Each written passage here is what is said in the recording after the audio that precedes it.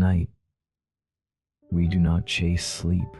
We do not court it with frantic counting or plead for it in the tangled sheets of our own thoughts. No, tonight, we build a sanctuary for it. We become architects of rest, artisans of calm, and our blueprint is not drawn on paper, but whispered on the wind, in a language older than dreams. Let us begin by softening the edges of the world you know. Feel the weight of your body, your true human-sized body, settle into the mattress. Acknowledge the gentle pressure of the blanket, the subtle cool of the pillowcase against your cheek. Listen to the quiet symphony of your room, the distant hum of a refrigerator, the sigh of the heating system, or the profound silence between your own heartbeats. These are the last sensations you will need to hold on to for a while. For we are going on a journey of miniaturization, a gentle shrinking not of body, but of spirit and attention. Take a deep, slow breath in, and as you release it, imagine the slow breath in, room around you growing vast. The texture of your sheets becomes a landscape of soft, woven canyons. The dust mote dancing in a moonbeam through your window transforms into a glittering, slow-moving planet. With your next exhale, let your next exhale, awareness grows small and light and curiously detailed.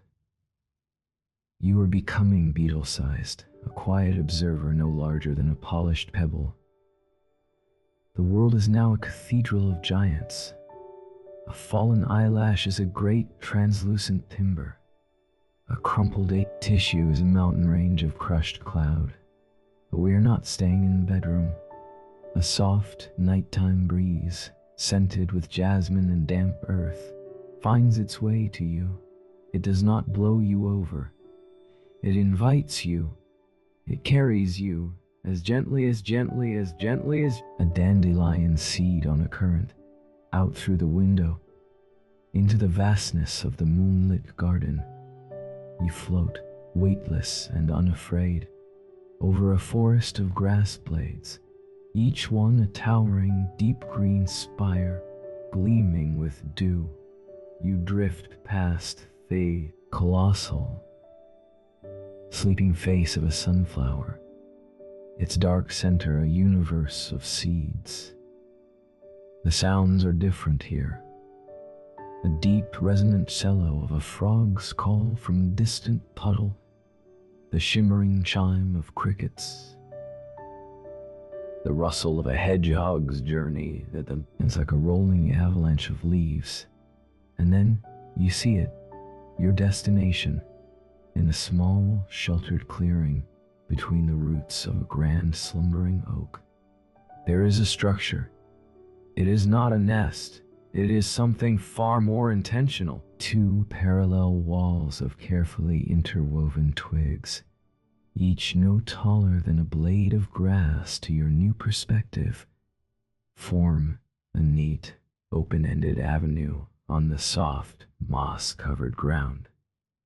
This is a bower, and standing before it, head cocked in meticulous assessment, is the architect. He is a bowerbird. In monochrome moonlight, his plumage is a study in elegant shadow, soft grays and browns, but his eye is a bead of shining, intelligent obsidian. He is not a songbird. He is a curator, collector, a stage designer for a single, silent performance. He is known to his kind as Koru, a name that means loop or circle, for his belief that beauty must always return to itself, complete. He senses your presence not as an intrusion, but as an expected assistance. He turns his head, and his black eye reflects the moon, a tiny, cool silver coin. He gives a soft, rattling chirp, Not a song, but a greeting, a directive. You are here. There is work to be done. There is work to be done. He hops to the entrance of his Bower Avenue, and with his beak, nudges a single object into the center of the space between the walls. It is a berry, but not just any berry. In the human world, it would be a shriveled, blue-black lump here. In the moonlight, it is a flawed jewel. Koru looks at it, then at you, and lets out a soft, dissatisfied "the". He is not building this bower to attract a mate. This is a different season, a deeper magic. This bower is being constructed for the spirit of sleep, and the spirit is a discerning guest, drawn not to loud colors or frantic displays, but to perfect harmony, to deliberate quiet, to the profound peace of something exactly as it should be. Our first task, Koru communicate without words, is to find the perfect blueberry. The one in the avenue is too dull, too lopsided. The perfect one will be the color of the sky in the heartbeat between sunset and true night. A blue that holds light within itself. He turns and then hops, a slow, two-step motion, into the deeper shadows beneath a sprawling blackberry bush. You follow, your tiny steps a whisper on the velvety moss. The world beneath the bush is a cavern of twisting arches and deep scent. The air is sweet and tangy with the smell of ripening and rot, a peaceful natural cycle. Berries abound, but Koru dismisses them with a glance. Too red, too green, smashed by slugs. Perched upon by ants, he leads you deeper to where a single ancient strand of ivy has climbed a stone and dangles, heavy with fruit, over a still, dark pool of collected rainwater. And there, on the lowest hanging leaf, illuminated by a single spear of moonlight piercing the canopy, is a cluster of berries. One of them is perfectly round. Its skin is not waxy, but possesses a soft, dusky bloom, like the skin of a tiny plum, and its color. It is not a vibrant, daytime blue. It is the blue of deep shadow, of tranquil depth, of a promise kept. It is, unmistakably, the blue we seek. Koru doesn't pluck it immediately. He observes. He watches the way the moonlight caresses its curve.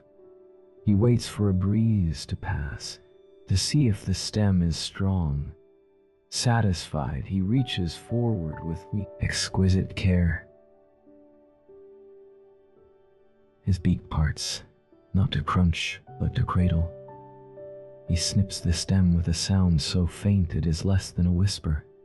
He turns and places it, weightless as a thought, into your care. You cradle the berry. It is cool, and you cradle the berry. It is cool and surprisingly firm. It smells of forests and distant frost. Your purpose settles over you, quiet and clear. This is not a race. This is a ritual. We carry our prize back to the Bower Avenue. Koru meticulously clears a space at the very center of the open ground, the stage. With his beak, he smooths the dark earth until it is as flat and fine as sifted cocoa. Then he gestures. This is where it must be placed. You kneel, feeling the cool, damp earth through your tiny knees, and set the perfect blueberry upon the stage. It sits there, not as an object, but as a foundation, a first note in a silent lullaby. It looks right. A sense of satisfaction, deep and calm, radiates from Koru. He closes his eyes for a long moment, as if listening to the berry's faint, color-filled hum. But one treasure does not make a sanctuary. The spirit of sleep is soothed by patterns, by gentle gradients, by the quiet story that objects tell when placed with intention. Koru hops to the side of the bower to a small, neat pile of his previous finds. He sifts through them with his beak and selects something that glitters with a shattered rainbow. It is a collection of beetle wings. They are not from giant, scary beetles, but from tiny jewel-winged ones who lived their lives and left these exquisite, discarded coats. They are translucent membranes, fragile as tissue paper, yet structured with microscopic veins that fracture light. They are emerald, sapphire, amethyst, and topaz, all faded to pastel ghosts of their former glory. Koru's plan is not to scatter them like confetti. He begins, showing you the method. He selects the palest, most silvery wing, one that is almost clear, with just a hint of lavender at its base. With the very tip of his beak, he places it on the earth, just to the left of the blueberry. So it leans gently against one of the twig walls. He catches the light and throws a tiny, shimmering prism on the dark soil. This is our second task. We must create a gradient of iridescence. From the palest silver lavender, we will move, wing by patient wing, through soft blues and greens, towards the deepest, saddest, and most beautiful amethyst at the far end of the avenue. Each wing must be chosen for its place in the sequence. Each placement must be deliberate, the angle considered to catch the moon's journey across the sky. Koru works from the left. He invites you to work from the right. You invites you to work from the right. Approach the pile, your movements slow and considered. You sift through the delicate wings. You find one that is purely a soft, mossy green. No, that comes later. You find one with a bold stripe of gold. Too harsh. Reject it. Then you find one with a bold stripe of gold. Fingers. So small now. Brush against a wing the color of a twilight sky. A deep, serene blue fading to indigo at the edges. This is the one for the far right position. The anchor of our gradient. The work is hypnotic. The world shrinks further, down to the square inch of earth before you. The texture of a single beetle wing. The faint, musty scent of it. The only sounds are Koru's soft, rhythmic breaths as he works. The distant, liquid song of a nightingale. Now a soaring opera in Thale. Now a soaring opera in the distance. And the quiet tap as another perfect piece is set into place. Time, in the way you used to measure it, ceases.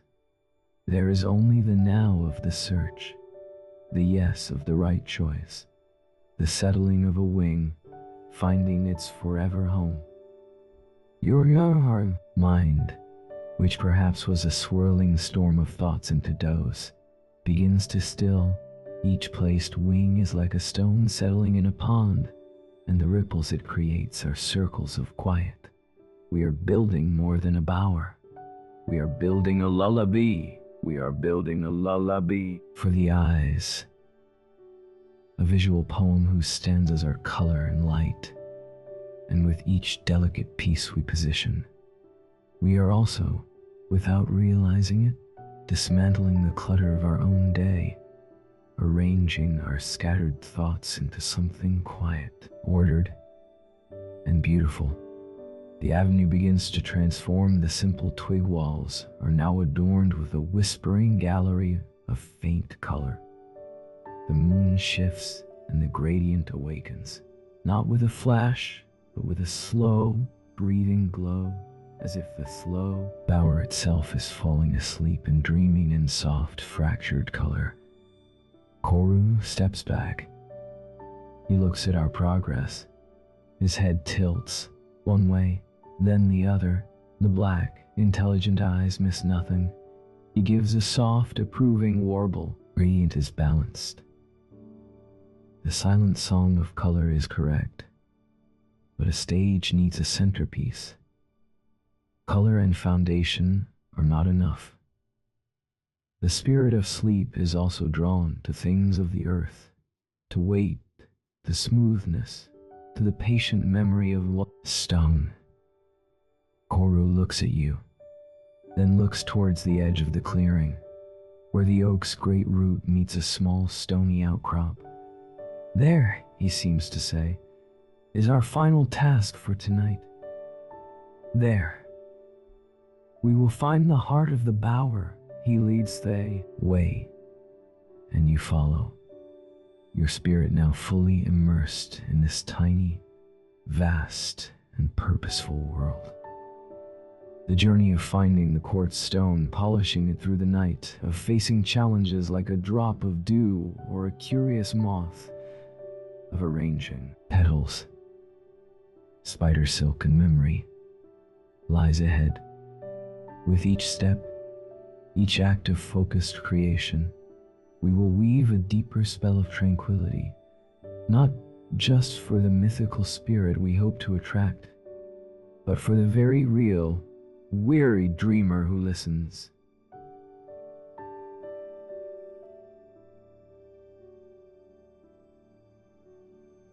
Now, we have begun.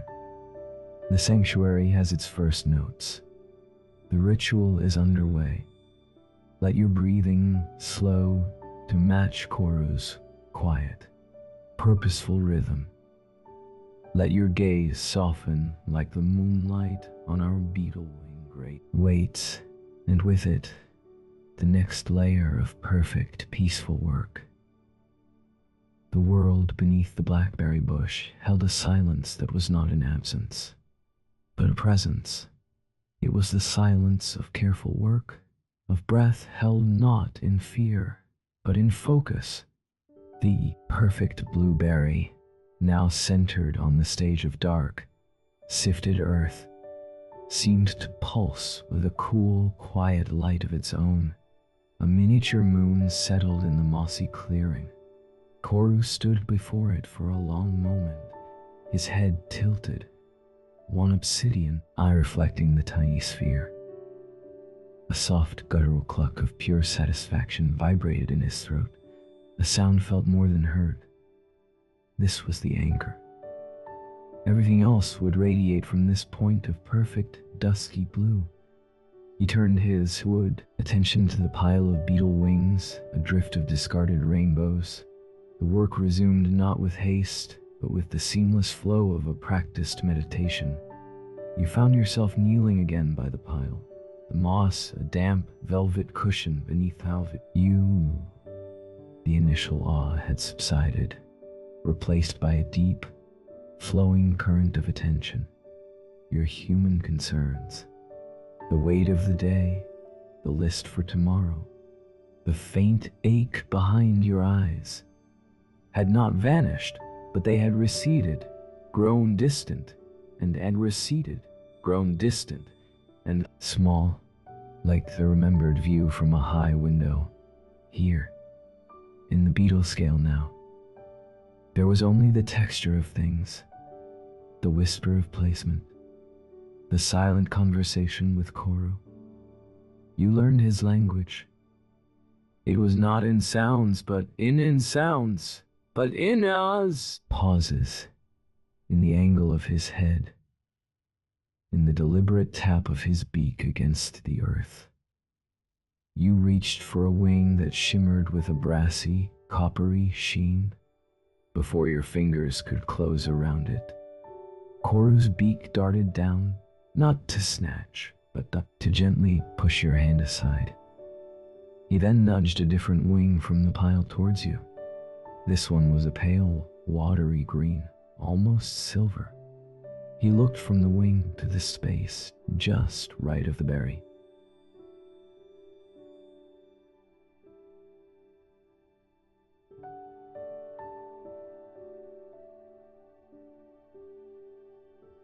This one, the gesture said, for here. The coppery wing was too warm, too bold. It spoke of sunrise and energy. Our palette was twilight, coolness, and the gentle descent into shadow. And so, you placed the silver-green wing. You noticed how its most translucent edge caught a sliver of moonlight and cast a faint emerald smear on dark soil. It was beautiful, but Koru was not satisfied.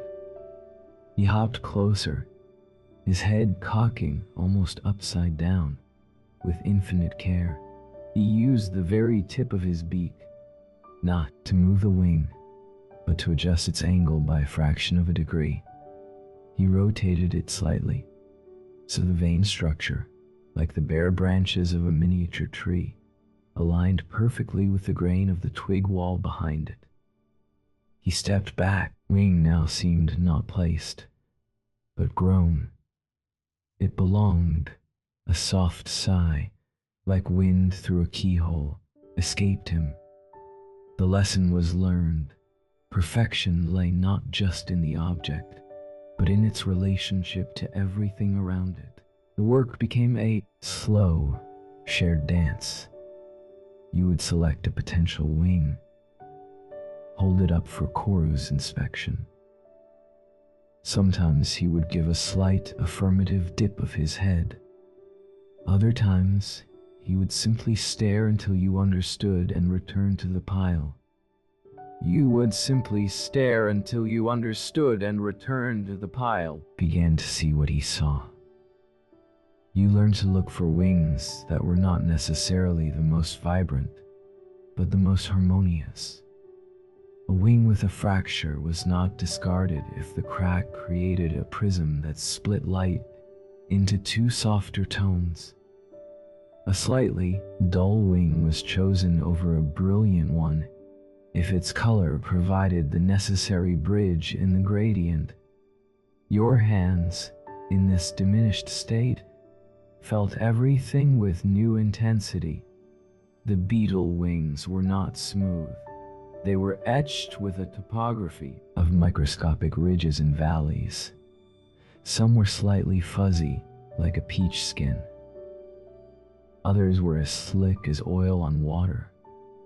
You felt the difference between the tough, leathery wing case of a ladybird and the tissue paper fragility of a lacewing.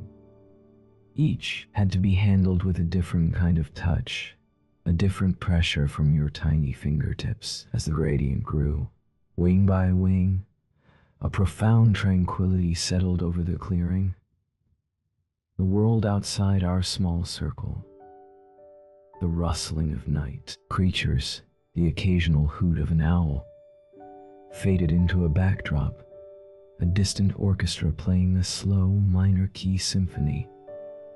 The only immediate sounds were the soft shush-shush of Koru's feet in the moss, the nearly imperceptible tap as another wing found its home, and the rhythm of your own breathing, which had slowed to match the deliberate pace of the work. You were placing a wing of deep cerulean, the color of a mountain lake.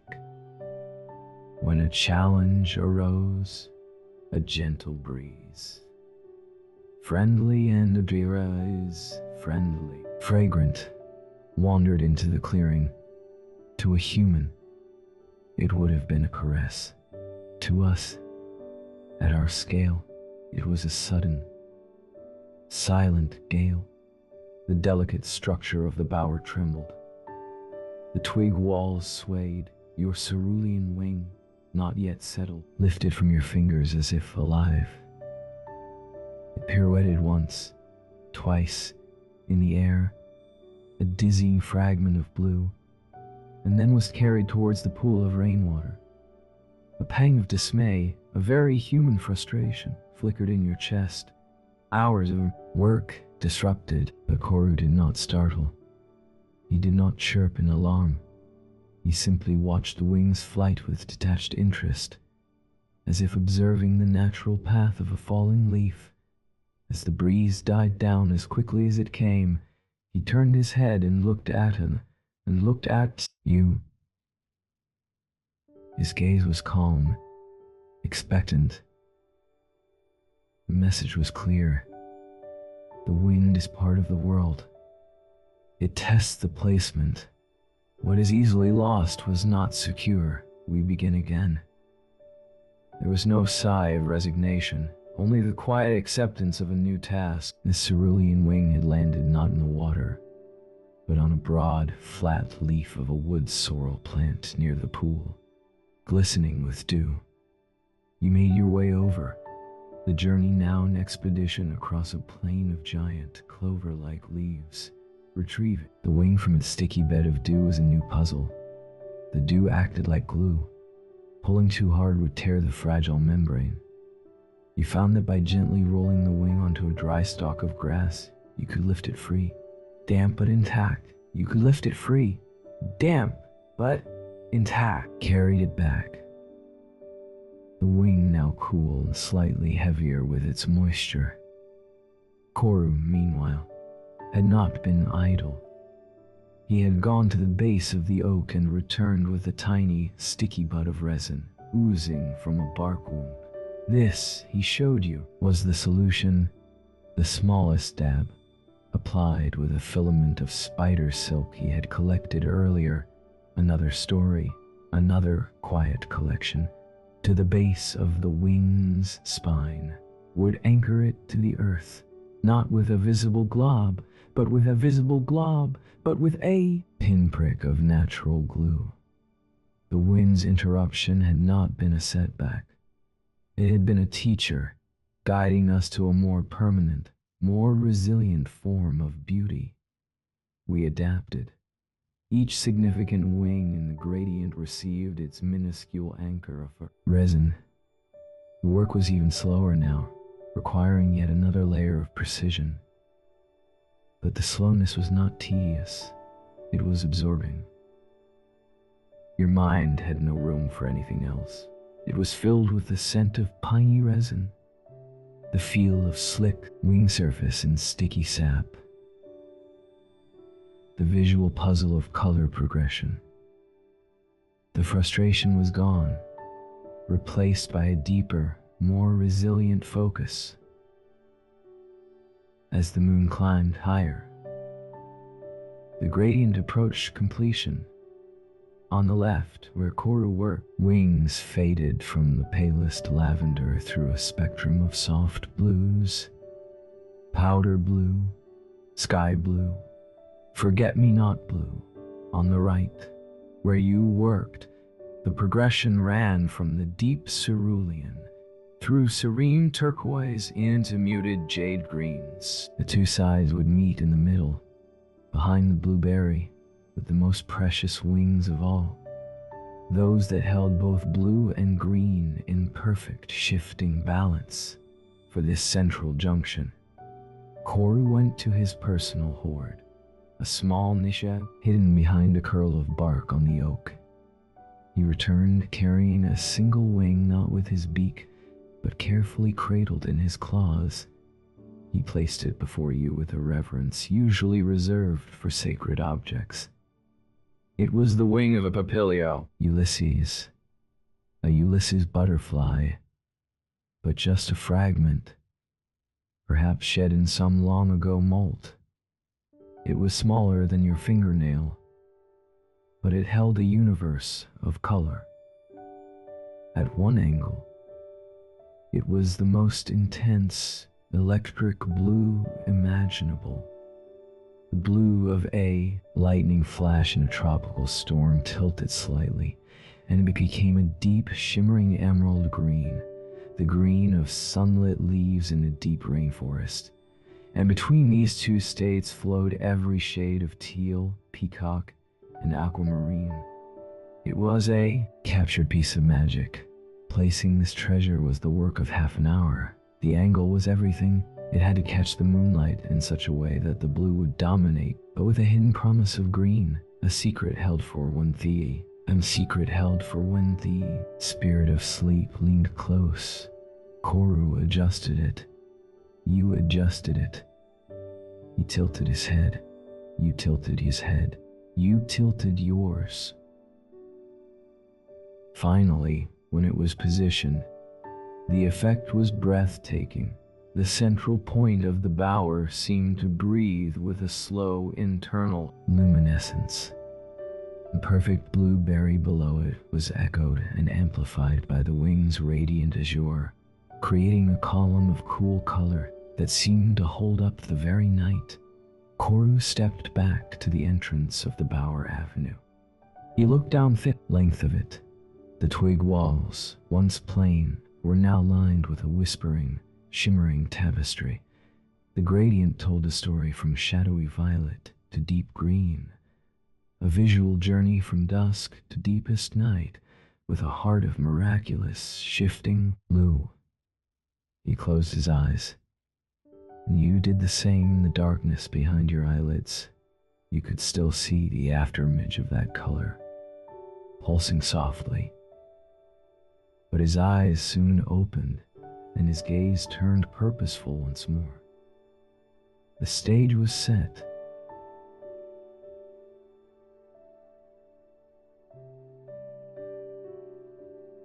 The walls were adorned now.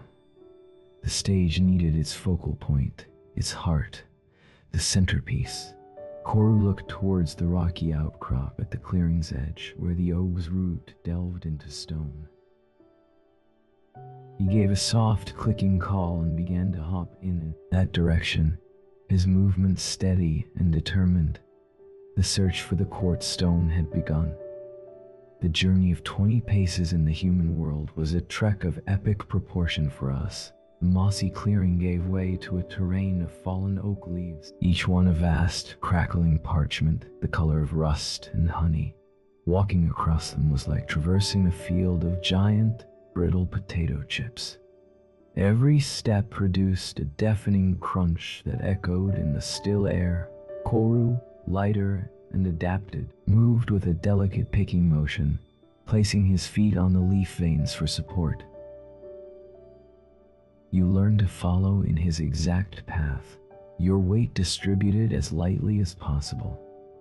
Beneath the canopy of leaves, the world was a sepia-toned labyrinth. Pillars of fungus, some no taller than your knee, others towering like monstrous, spongy skyscrapers rose around you. The air grew cooler, damp, and rich with the loamy scent of decay and regeneration. Bioluminescent moss coated a fallen log to our left, emitting a faint, ghostly green glow that painted everything in eerie, moving shadows. Koru paid it no mind. It was simply part of the night's tapestry. He was leading us unerringly towards a sound, the faint, musical plink, plink, plink of water dripping from the rocky outcrop into a shallow basin below. As we drew closer, the terrain became stonier. The soil was scant, replaced by gravel that shifted underfoot, and then by the first of the great gray bones of the earth. The rocks. The outcrop was not a cliff, but a gentle, moss-bearded shoulder of stone that emerged from the hill. It was veined with lichen in shades of gray and sulfur yellow, and there, in a vertical seam washed clean by the constant drip of water, were the crystals. They were not the pristine, pointed clusters of a geode, but older, wiser stones. They were water-smooth quartz, tumbled for centuries in some ancient streambed, and now lodged here, their faces rounded, their faces rounded, their faces rounded, bodies holding the memory of endless flow. Koru hopped up onto a low ledge, his claws scraping softly on the stone. He peered into the seam, his head moving in small, jerky arcs. He was not looking for the largest stone, or the most perfectly for the largest stone, or the most perfectly clear. He was searching for the one with the right essence. You climbed up beside him, the rough texture of the rock solid and reassuring under your hands. The dripping water had created a miniature grotto of ferns, smaller than your fingernail, hung from crevices. The plink of each drop was a deep, resonant bell in the quiet. Koru reached into the seam with his beak and nudged a stone. It was cloudy, milky white. He rejected it. He nudged another. This one had a rusty iron stain running through it like a scar. He rejected it. Then, his movements stilled, half buried in dark, wet clay at the back of the seam, glimpsed only when a drip landed and washed a clean street for a second. It was a gleam, not a sparkle, but a soft, consistent glow, like moonlight diffused through alabaster. Koru began to dig, not frantically, but with methodical sweeps of his beak, moving the clay aside. You helped, using a flat chip of slate as a trowel. The work was muddy and cool. The clay had a dense mineral smell. Slowly, we unearthed it. It was an egg-shaped piece of quartz, about the size of a hazelnut in this miniature world. A substantial, weighty treasure. It was not perfectly clear, but internally flawed in the most beautiful way.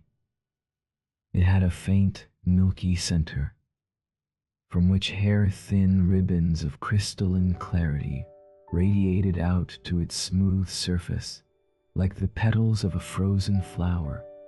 It had no sharp edges. Every curve was a product of water and time, a shape made for holding, for comforting the palm. And when you finally lifted it free of the clay, it felt alive in your hands. It was cold, but the cold was not hostile. It was the clean, deep cold of the earth's heart, a calming cold of the earth's heart that seemed to draw the warmth and fever of haste right out of you. Koru made a sound you had not heard before, a low, warbling trill that vibrated with pleasure. This was the one. This was the heartstone. Held light within its milky core and promised to release it slowly, gently. It had weight. It had memory. It had peace. But it was cloaked in the gray clay of its burial. It needed to be revealed.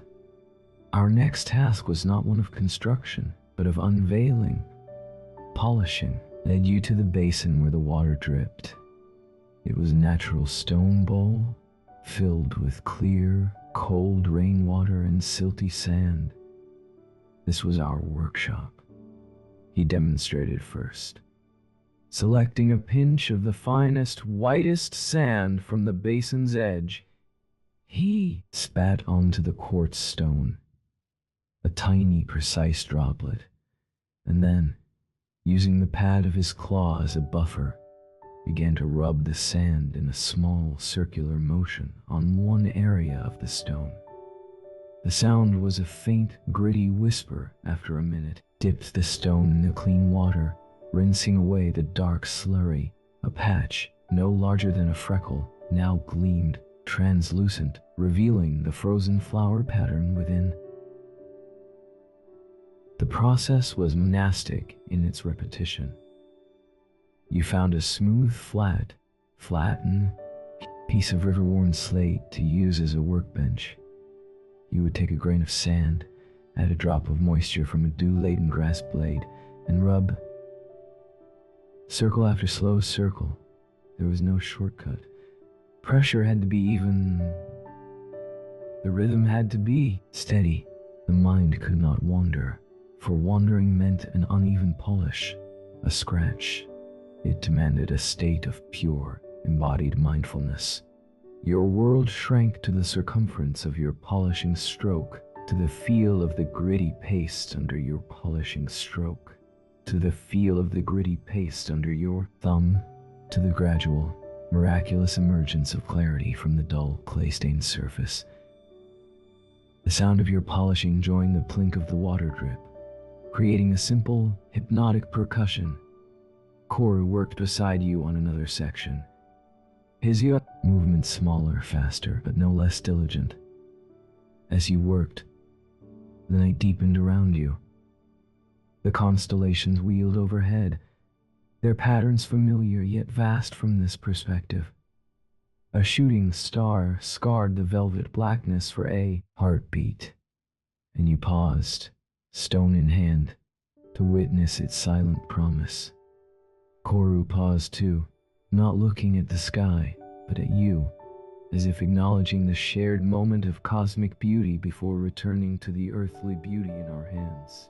Time became fluid, measured not in minutes, but in patches of clarity. The milky center of the stone began to glow as if lit from within by captured moonlight. The radiating lines became clearer, like the veins on a leaf held up to the sun. You polished around a tiny, trapped air bubble, a perfect sphere of nothingness that became a lens, distorting the crystalline threads around it into a swirling galaxy. The work was a purge.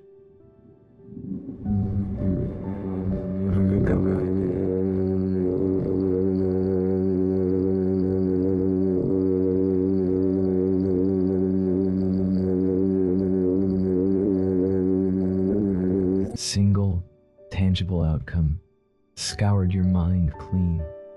Each rotation of your thumb was like turning a page, leaving the previous thought behind. Worries, like the clay, were ground to slurry and washed away. There was only the stone, the sand, the water, and the slow, inevitable reveal of latent beauty. Hours must have passed. The moon began its slow descent, its light now hitting the stone at a lower angle. Koru signaled a halt. He took the stone from you, now 3/4 polished, and held it up. He turned it this way and that, caught the moonlight, and broke it into tiny, shimmering rainbows that danced on the surrounding rock. It was alive with quiet fire.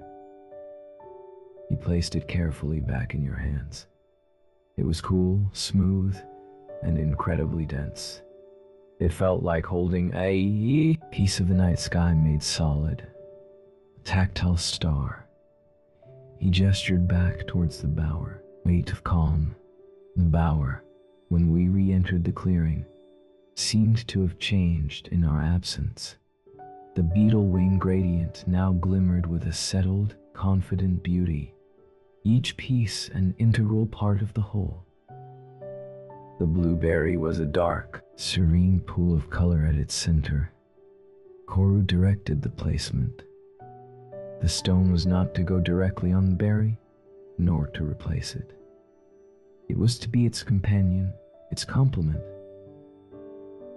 He cleared a spot to the right of the berry, on the smooth, dark earth. He required not just placement, but embedding. We had to dig a shallow, perfectly rounded depression for the stone to nestle into, so it would appear as if it had always been there, as if it had risen naturally from the earth to meet Thea. Berry, you used your slate chip to scoop out the earth. Koru, with his precise beak, refined the shape until it was a flawless cup. Then, together, you lowered the quartz heartstone into its cradle. It settled with a soft, final thud that seemed to vibrate through the ground. It fit perfectly. The remaining unpolished base was now hidden in the earth, connecting it to the ground, while the gleaming, polished dome rose above the soil. A miniature moon resting on the moss. Effect was instantaneous and profound. The bower was no longer just a collection of pretty things. It had a gravity. The quartz stone pulled the composition together. The cool solidity of the stone balanced the ethereal shimmer of the wings. Permanence of the mineral world spoke to the transient beauty of the organic. The spirit of sleep, one felt, would be drawn to this balance, this point of perfect rest between earth and sky, between stillness and gentle light. Koru circled the entire structure 3 times, his steps a slow, ritualistic procession. He was inspecting, sensing, feeling the energy of the space. He stopped at the entrance, looking in.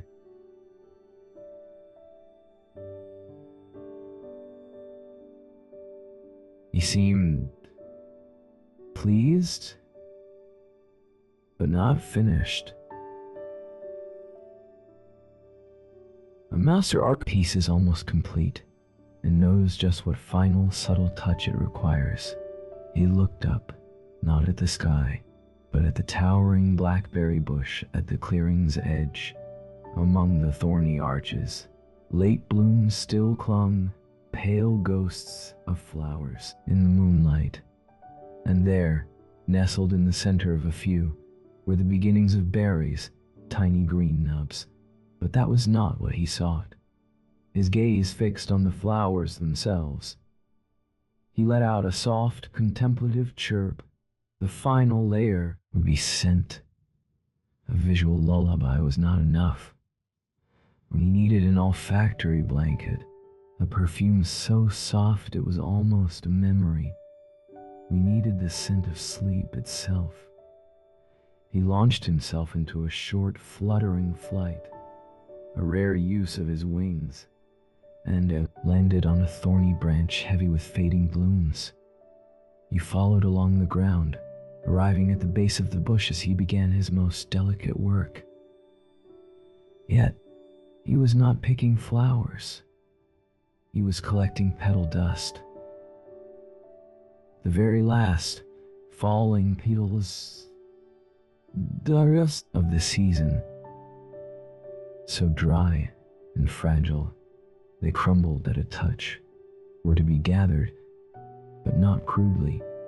He would land beside a dying bloom, and with a vibration so fine it was more a hum than a movement, he would cause the loose petals to detach, as they fluttered down like tiny, desiccated moths. You were there with a broad, curled leaf from the wood sorrel, held like a basket, to catch them. The petals were not colorful. They were paper white, almost translucent. They smelled, not of sweet blossom, but of hay, of vanilla, of apricot skin, and of something indefinably nostalgic. The scent of a sun-warmed attic, of old books, of clean linen, dried in a summer breeze. It was the scent of afternoon, preserved and softened by the cool night air. We caught perhaps 24 of these ghost petals. Koru, back on the ground, took the leaf basket in his beak and carried it to the bower.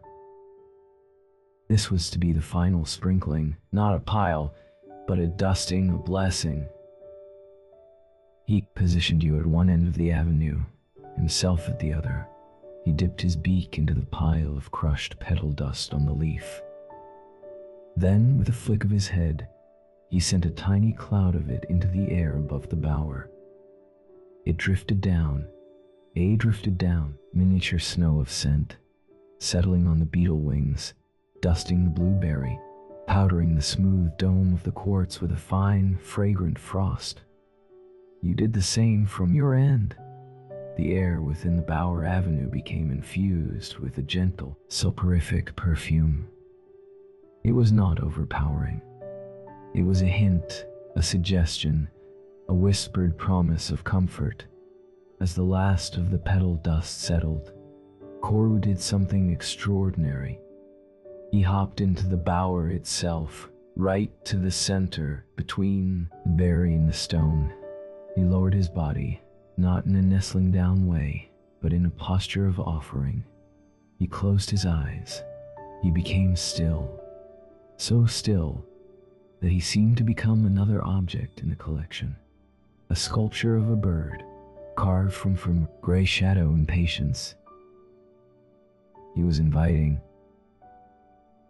He was demonstrating the purpose.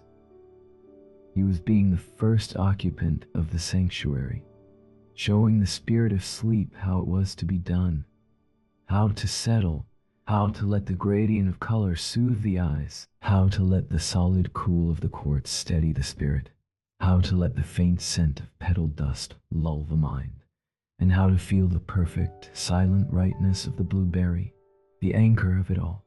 You sat at the entrance, watching him. You sat at the entrance, watching him. Profound fatigue, sweet and heavy, began to seep into your limbs.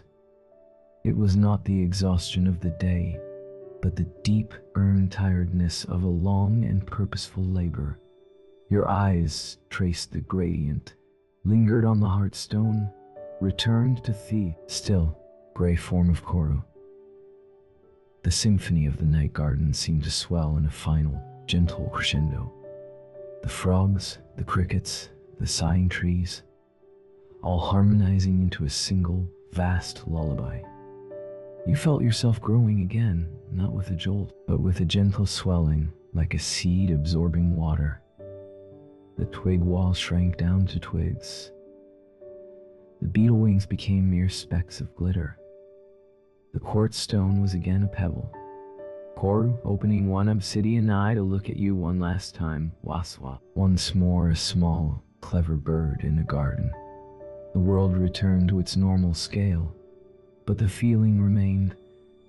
The deep, bodily memory of focused work, the quiet satisfaction of order and beauty created, the profound calm of the heartstone still held in your mind's hand. Your body in your bed felt heavier, more solid, more rooted. The sanctuary was built. The invitation was sent. And as your own eyes closed, there in your human-sized bed, you knew the spirit of sleep had received it. For in the space between one breath and the next, you felt it arrive. Not as a figure, but as a presence, a soft, heavy velvet cloak of absolute quiet that descended first upon the miniature bower in the garden, where a gray bird kept watch, and then, flowing on the same breeze that carried the scent of petal dust, into your room, over your bed, covering you from head to toe. It was the deep, dreamless sleep of the curator, the polisher, the gentle architect, sleep that comes not from exhaustion, but from completion. And as you sank into its embrace, the last conscious thought was not a word, but a color, the perfect, dusky blue of a berry in the moonlight, holding the whole, tranquil night within its silent, spherical heart. The deep, velvet quiet held you for an eternity that lasted only a second in the sanctuary of that sleep. There were no dreams of soaring or searching, only the profound sensation of being perfectly, weightlessly held. It was the sleep of the stone itself, cool and smooth and complete. But even the deepest rest has its tides. Slowly, as the true night reached its zenith, a subtle shift occurred within the bower's magic. The sleep the sanctuary had captured was not a static thing to be hoarded. It was a living quiet, meant to be shared, to ripple outward. Koru, the sentinel at its heart, felt the change. One obsidian eye opened, not with alarm, but with a watchful understanding. The spirit of sleep was content, nestled in the offered peace. Now, the bower's work could begin its second, more delicate phase. Not invitation, but distribution. A new, tiny sound entered the clearing. It was the sound of careful footsteps on moss, a cautious minute crunching. From the shadow of a curled fern frond, a visitor appeared. It was a shrew. No larger than your thumb had been in your shrunken state, her fur sleek and dark, her nose a constant, twitching inquiry. She was a creature of frantic energy, her heart a trip hammer, her life a blur of hungry searching. She should have been miles away, scampering through the leaf litter. Yet here she was, drawn to the clearing's edge, her bright black eyes wide. Her bright black eyes wide, not with fear, but with a novel, unfamiliar sensation. A longing for stillness. She ventured a step closer, her whole body vibrating. The scent of petal-dust reached her, not a food smell, but a calming one. She saw the shimmer of the beetle wing gradient and flinched, expecting movement. When none came, she crept closer, her nose leading her to the very entrance of the Bower Avenue. She saw Koru, a statue of a bird, and froze, but no predator's gaze fixed upon her. He wing gualiwin pianvam round wow, how by our dows. Up was simply present, hesitantly, driven by a need deeper than hunger. The shrew entered the bower. She did not go to the center where Koru kept his vigil. Instead, she curled herself into a tiny quivering ball in the corner where the deepest amethyst wing met the twig wall. The light here was the color of a late twilight bruise, soft and forgiving. The frantic twitching of her nose slowed. The tight coil of her muscles began, increment by almost imperceptible increment, to loosen. Her eyes, once darting and sharp, grew heavy. The bower's quiet was seeping into her, a balm for her frantic soul. Within minutes, the impossible happened. The shrew, a creature of perpetual motion, slept a deep, still, utterly motionless, peaceful sleep. A single calm breath sighed out of her, stirring not a single speck of dust. Koru's eye closed again. The first gift had been given. The moon continued its arc. A different visitor arrived on nearly silent wings. A moth, its plumage a tapestry of layered grays and browns like tree bark, settled on one of the twig walls. It was a tired moth, having danced all evening around a distant porch light, beating its wings against an impossible sun, confused and weary. It had been drawn instead to the bower's gentle luminescence, not a harsh, all-consuming glare, but the cool, reflected glow of the quartz heartstone. It folded its wings, their edges slightly frayed from its futile journey. It turned its fuzzy head towards the stone, as if drinking in the moonlight it held. The compulsive twitching of its antennae stilled. It too entered a state of profound rest, not as sleep perhaps, but as a healing trance. Its spirit soothed by a light that asked for nothing, that simply was. You saw all of this from within your own sleep, as if watching through a clear, deep pool. Your consciousness was not here, in your bed, nor fully there in the clearing, but in a liminal space that connected the two. You were the witness to the sanctuary's purpose. Then came a greater test. A field mouse, plump and sturdy, trundled into the clearing. He was a practical creature, a hoarder of seeds, a worrier about owls and foxes. His mind was a ledger of hidden caches and safe routes. He stopped short at the sight of the bower, his whiskers bristling with suspicion. This was not a useful thing. It held no food. It offered no shelter from rain. It was, to his pragmatic from rain, mind, a frivolous arrangement of junk. He was about to turn away when his beady eye caught the gleam of the perfect blueberry. Ah, a practical thing after all. Food, he scurried forward, intent on seizing this prize for his larder. But as he reached the entrance, a change came over him. The desire to grab and run met the atmosphere of the place and dissolved. The urgency leaked out of him like air from a puncture. He stood there, confused. The berry was still a berry, but now it was also a centerpiece. To take it would be to break the quiet, to vandalize a feeling. He looked at the sleeping shrew, a creature that should be his rival or his prey. He looked at the resting moth. He looked at the utterly still Koru. The mouse nose twitched. He didn't take the berry.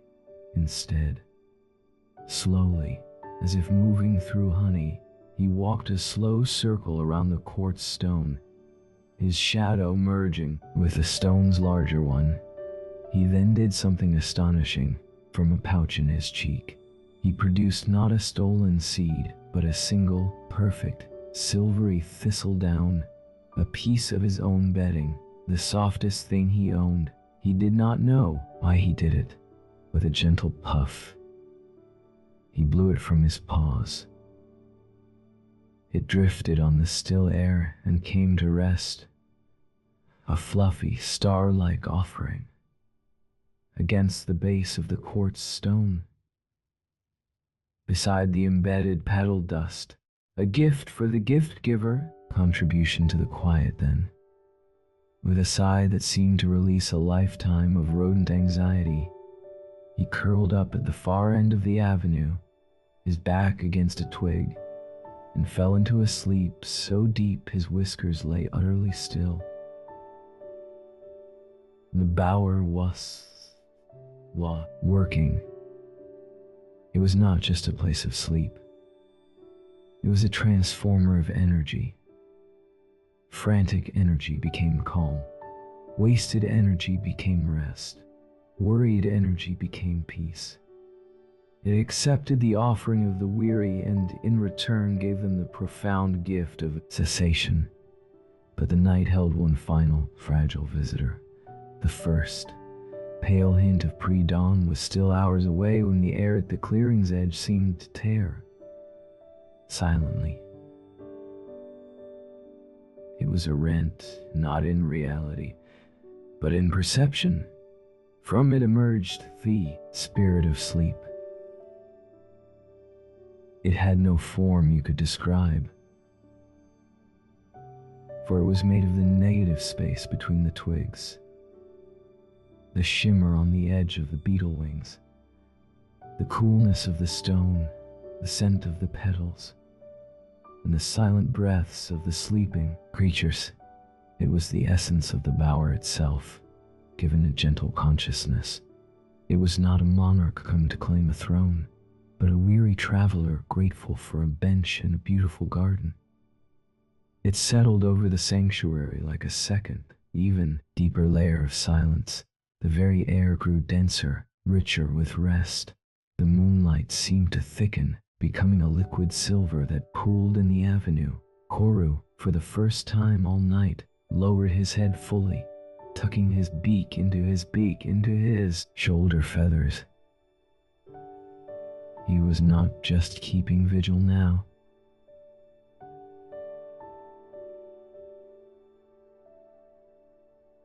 He was participating. He too drank from the deep well his creation had drawn, and you, across the connection of crafted peace, felt this ultimate settling.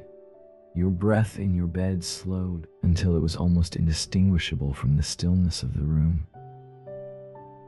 Your heartbeat became a soft, slow drum, echoing the distant plink of the water drip on stone. You were not just asleep, you were integrated, a part of the circuit of tranquility that now hummed between the garden bower and your own soul. In this state, you perceived the final magic. The peace was not being used up, it was being multiplied. As the shrew slept, her frantic energy wasn't gone. It wasn't gone, transformed into a soft, buzzing warmth that radiated from her tiny body, adding to the sanctuary's ambience. The moth's resigned weariness became a gentle, gray acceptance that hung in the air like mist.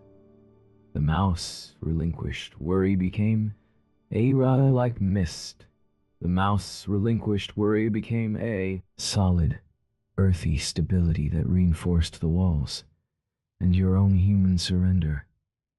The letting go of the large, complex world fed the bower with a depth of quiet only a dreaming mind can provide. The sanctuary became a living ecosystem of rest. Each sleeper sustained it, and it, in turn, sustained them on a deeper, quieter level. The quartz heartstone pulsed softly, a regulator, absorbing any stray ripple of disquiet and smoothing it back into the general calm. Time lost all the meaning in this reciprocal loop. It might have been minutes. It might have been an age. The world beyond the clearing ceased to exist. There was only the bower, its inhabitants, and the vast, star-dusted silence. It was the shrew who stirred first, as the deepest black of the night began to soften at its edges towards charcoal. She woke not with a jerk, but with a luxurious, slow stretch, her tiny claws extending and retracting. She blinked, looked around with clear, calm eyes, longer frantic, simply observant. She glanced at the sleeping mouse, the resting moth, the still bird. She sniffed the air, now carrying the fading scent of petal-dust and the clean smell of sleeping fur. Then, without a sound, she turned, and slipped out of the bower, disappearing into the ferns. She carried with her a residue of the peace, a battery charged with stillness that would cushion the frantic edges of her coming day. Next was the moth. As the first real hint of form, pearl gray touched the east, its wings quivered. It did not fly towards the fading moon, but turned once more to the quartz stone, as if in thanks. Then it fluttered up, not in the erratic light-chasing dance of before, but in a straight, purposeful line towards a dense thicket where it would hide from the coming sun, its spirit restored by a gentler light. The mouse snorted in his sleep, rolled over, and woke. He sat up, scrubbing his face with his paws. He looked at the blue berry, now glistening with a new coat of dew. His earlier desire to possess it was gone. He simply looked at it, acknowledged its beauty, then turned and scurried off, his step lighter, his path less furtive. He even paused to collect a fallen acorn cap on his way. Not for hoarding, but to use as a drinking cup. Small, practical beauty. Finally, as the world turned from charcoal to slate gray, the presence that was the spirit of sleep began to gently withdraw, vanish. It thinned, like a fragrance dispersing on a morning breeze. It had been nourished. Its journey through the dreaming world would continue, but it left behind a blessing in the very atoms of the place, a permanent inclination towards peace. In this small clearing, Koru was the last to move. He untucked his head, stretched one wing, then the other, in a slow, stiff movement. He hopped down from his central spot and walked to the entrance.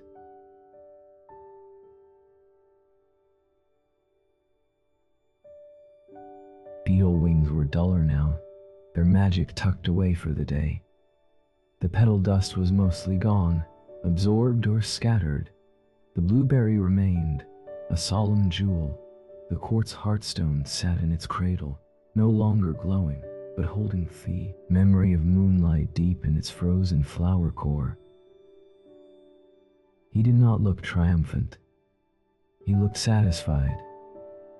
The job had been done, and done well. The sanctuary had served its purpose.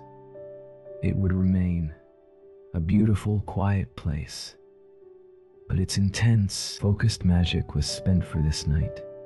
It would gather power again with the next twilight, as the first bird, a robin, tentatively offered a single, questioning note to the dawn. The connection between your spirit and the bower began to gently fray. The image of Koru, a gray silhouette against the lightning clearing, grew distant. The feeling of moss under your tiny hands faded. The cool weight of the quartz stone evaporated from your mind's grasp.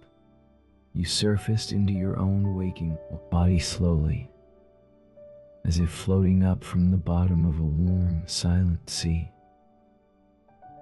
The room was pale with early morning light. Your body felt profoundly rested, muscles loose, mind clear but quiet. There was no frantic jump into the day's concerns. There was no frantic jump into the day's concerns. It was only a deep, resonating calm, like the final sustained note of a bell that has been rung at midnight.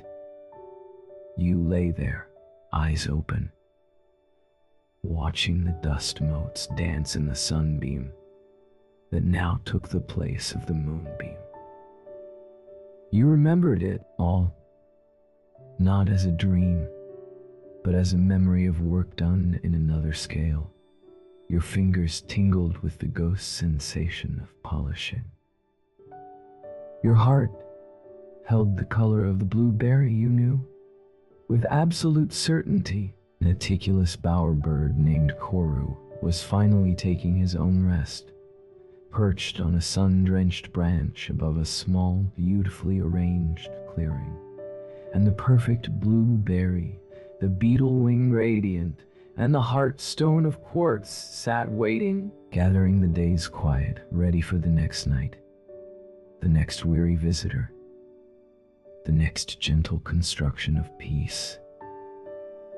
The story was over, but the feeling, the deep architecture of tranquility built word by word, sensation by sensation, remained.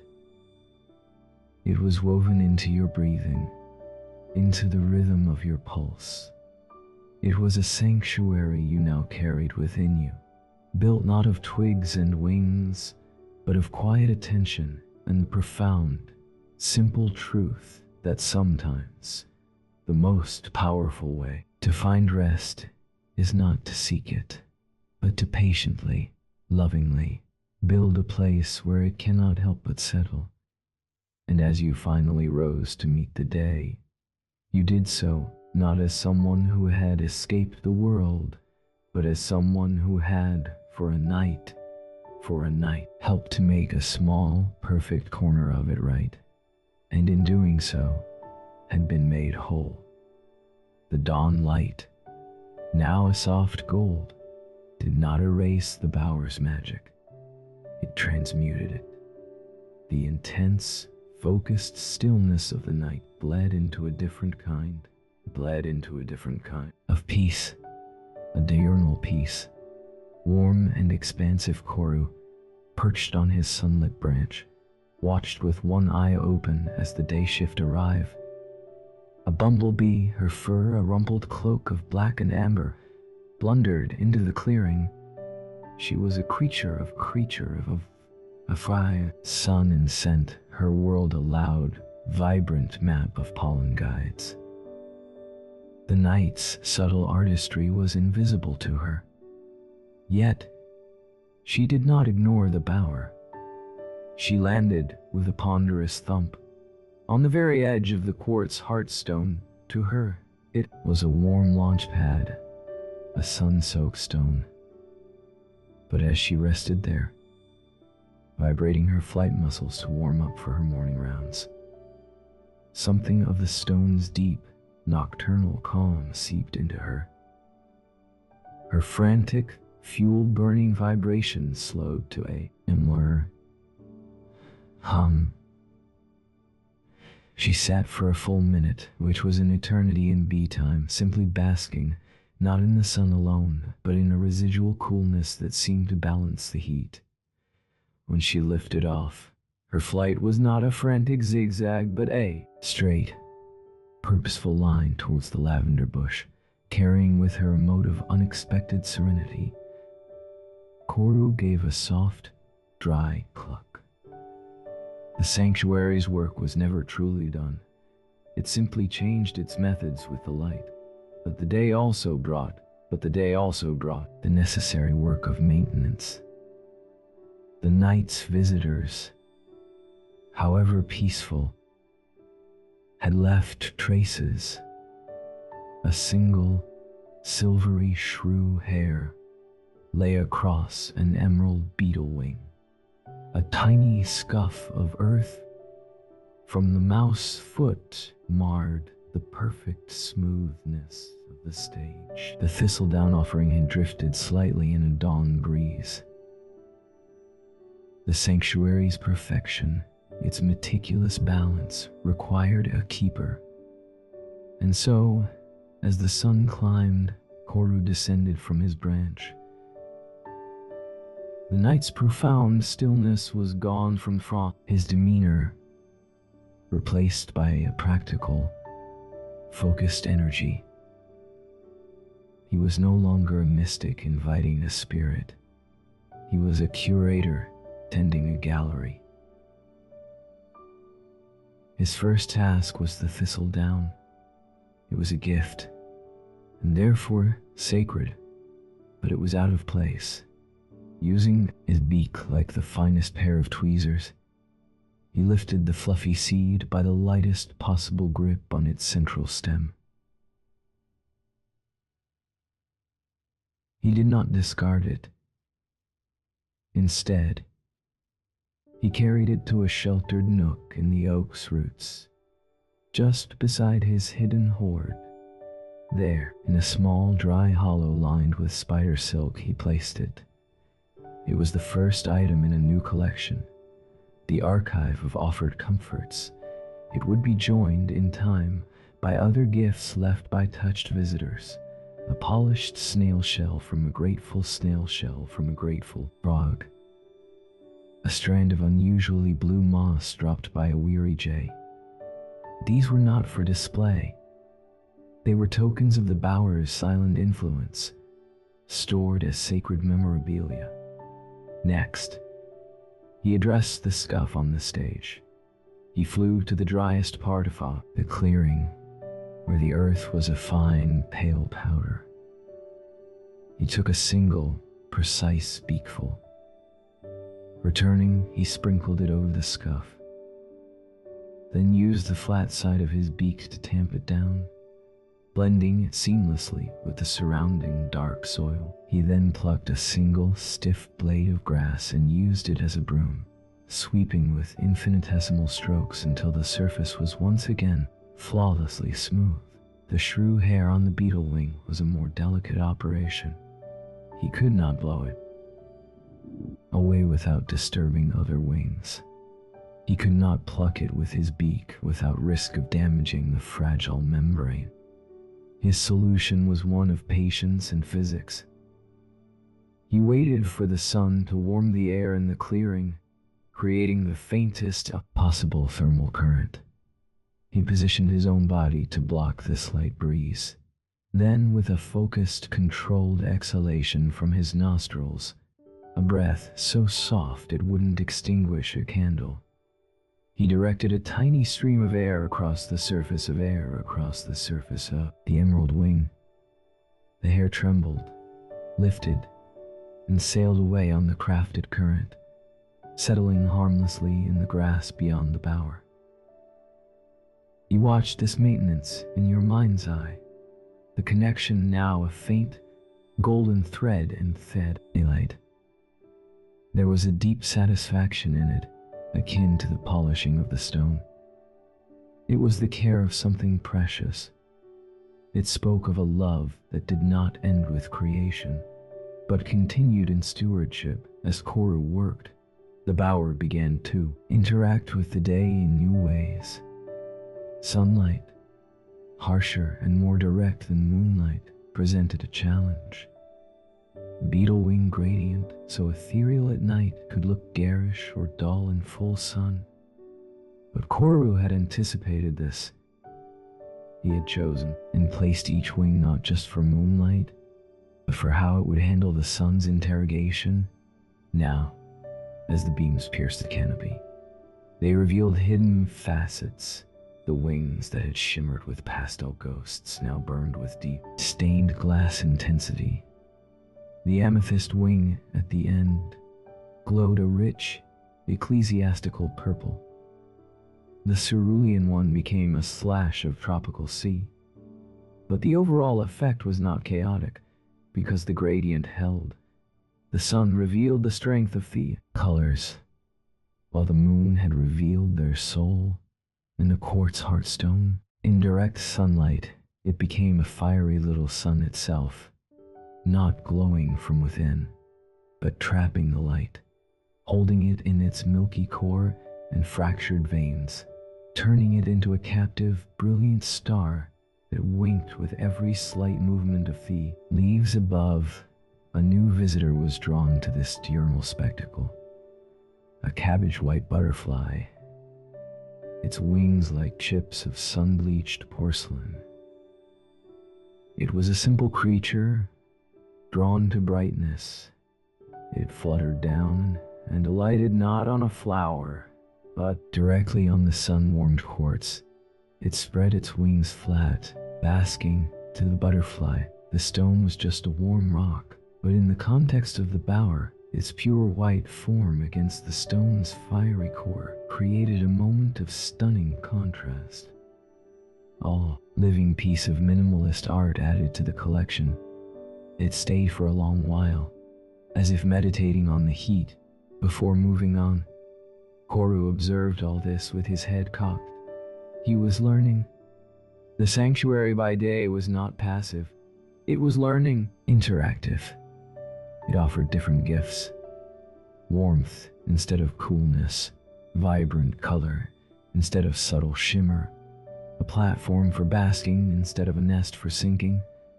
It was the same place, but its character had shifted with the sun, proving its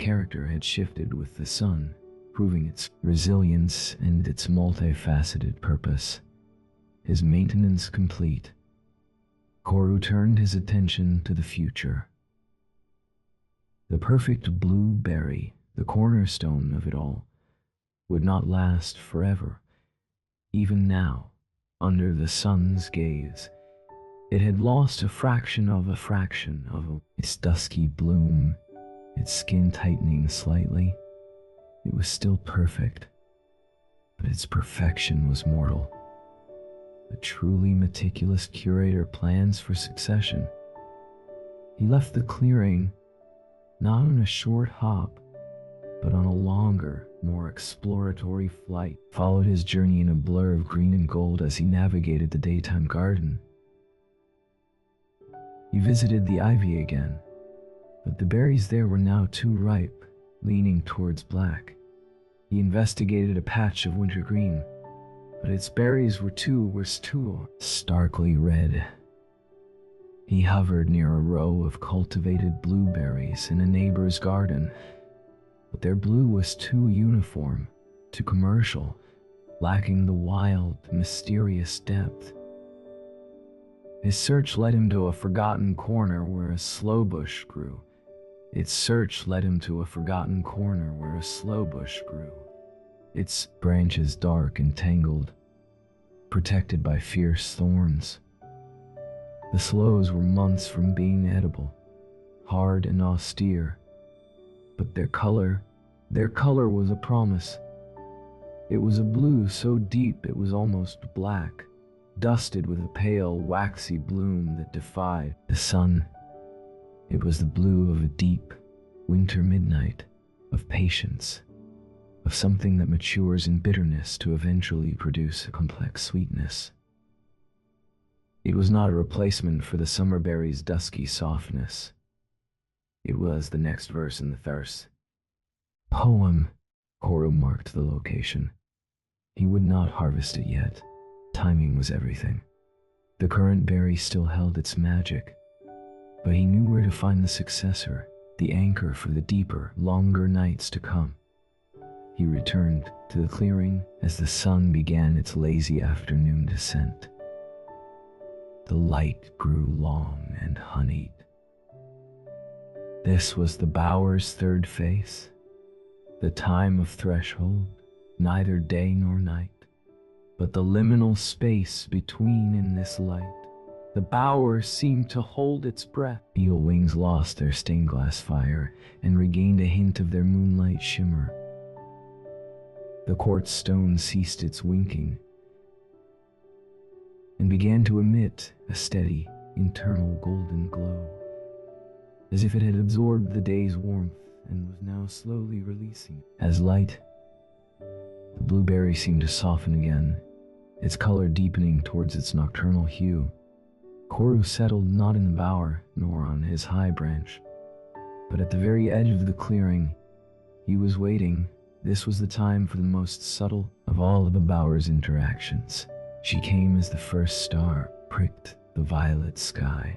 A fox, her coat the color of rust and shadow, moved like liquid silence at the tree line. Her eyes, amber and intelligent, scanned the clearing. She saw the bower. She saw Koru. A fox and a bird should be caught in the eternal dance of predator and prey. But here, that dance was suspended. The fox did not crouch. Koru did not freeze. The fox padded forward, her steps utterly silent. She stopped, utterly silent, a few feet from the bower, her nose working. She smelled the lingering ghost of petal-dust, the cool mineral of the stone, the sweet decay of the berry. She lowered her head and sniffed at the quartz stone, her breath fogging its surface for a second. Then she did something extraordinary. She circled the entire bower once, a slow, respectful patrol. She was not assessing it as a thing to eat or to play with. She was acknowledging it. A vixen, wise to the world's hidden currents, recognized a place of power. She was paying her respects. When her circle was complete, she looked directly at Koru and gave a single soft chuff from her nostrils.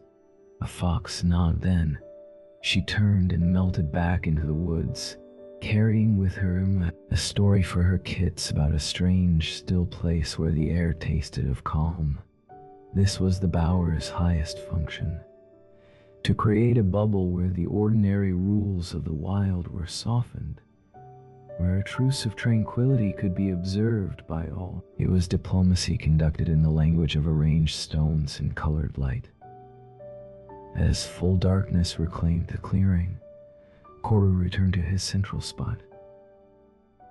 The day's maintenance was done.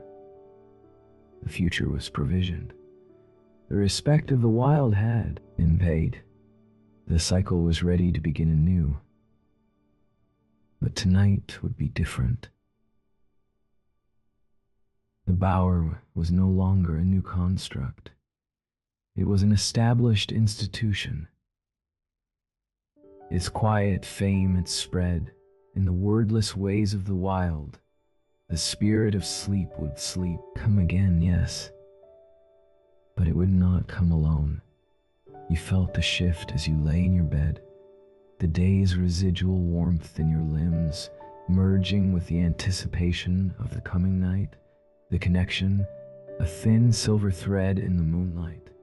The connection, a thin silver thread in the moonlight, reestablished itself. You were not shrinking this time, but your awareness was once again drawn to that mossy stage between the oak roots. The first to arrive was not a weary creature, but a watchful one. A tawny owl alighted on a branch directly above the clearing, its presence a soft rustle of feathers.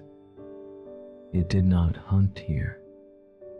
It simply observed, its great dark eyes reflecting the burgeoning glow of the bower below. It was a guardian, acknowledging the sanctuary's legitimacy. Then, the guests began to filter in. The field mouse returned, not alone, but with a mate, a smaller, shyer creature he nudged gently into the avenue. The two curled together in the spot he had claimed the night before, peace deeper than solitude.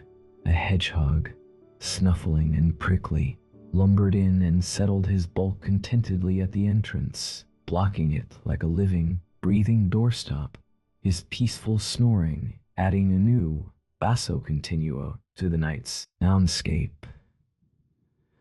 The magic had compounded. The bower was no longer just attracting sleep. It was building a community of rest. The shared tranquility created a field stronger than any individual need. The shrew did not return, but her absence was filled by a dormouse, a creature already inclined towards long slumbers, who found in the bower a sacred amplification of his natural state. And you, from your distant bed, felt the expansion. Your own rest was no longer just your own. It was a node in this network. Your calm fed the bower, and the combined calm of the clearing's new community. The paired mice, the snoring hedgehog, the dreaming dormouse, the watchful owl, the resting moth, a different one tonight, and the eternally vigilant Koru flowed back along the connection, a river of collective peace that washed over you in deep, soothing waves. The spirit of sleep, when it arrived, did not settle over the bower this time. It settled within it, diffused through every creature, every object. It was in the synchronized rise and fall of the mice's sides, in the pulse of the hedgehog's snore, in the slow blink of the owl, in the patient stillness of Koru. The sanctuary had become its own living spirit, self-sustaining engine of quietude. Koru, in the very center, allowed his own consciousness to dissolve into the whole.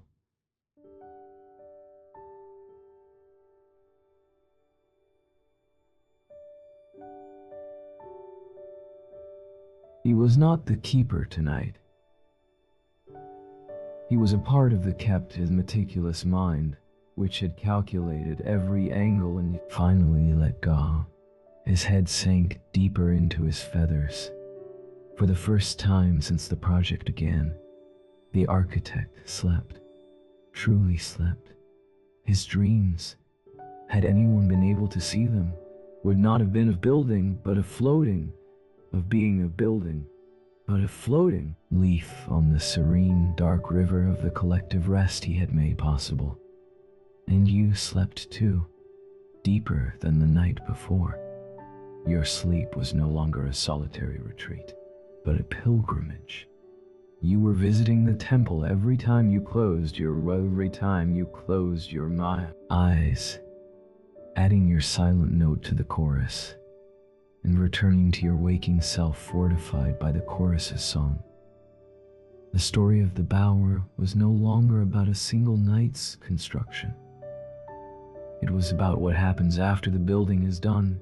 It was about care and adaptation and community and legacy.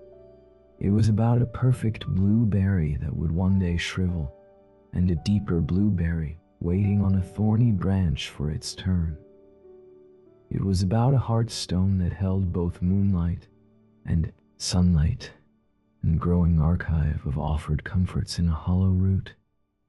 It was, you understood in the very depths of your rest, a story without an end, only cycles, only the gentle, endless, meticulous work of weaving quiet into the world, one polished stone, one placed wing, one peaceful breath at a time.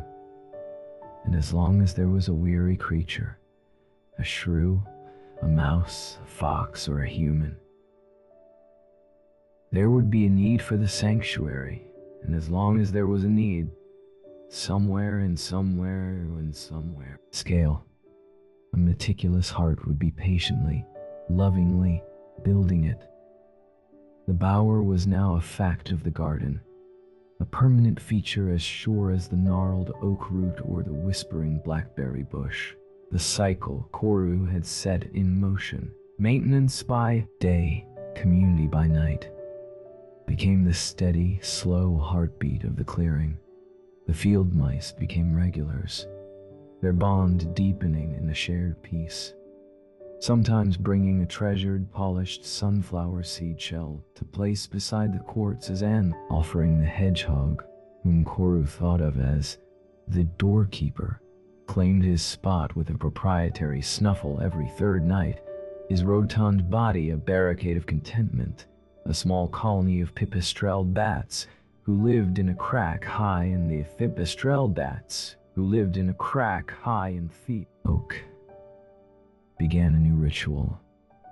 Before dispersing for their insect hunt, they would swoop low over the bower in a silent, fluttering salute, as if acknowledging the source of the very stillness they would momentarily shatter.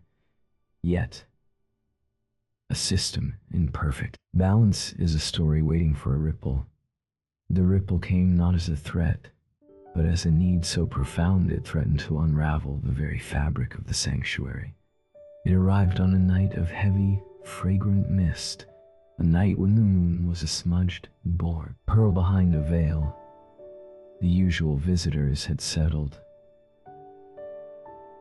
The doorkeeper snored. The mice were a soft, breathing heap. Koru was in his place, a gray stone in the gloom. The spirit of sleep had woven itself through the clearing in the damp air. Then, a new sound, not a crunch or a snuffle or a flutter, a whimper. It was a tiny, broken, continuous thread of sound, so full of pure, undiluted distress that it seemed to stain the quiet air. It came from the edge of the clearing near the rocky outcrop.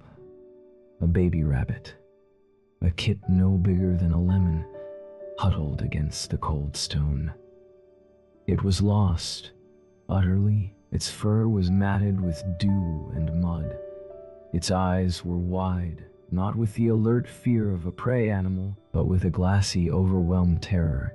It had been separated from its warren, had tumbled down a slope, and now, in the unfamiliar, mist-shrouded world, it had simply given up. Its whimper was the sound of a soul too young for such loneliness. It was a sound that could not be soothed by shimmering wings or cool stones.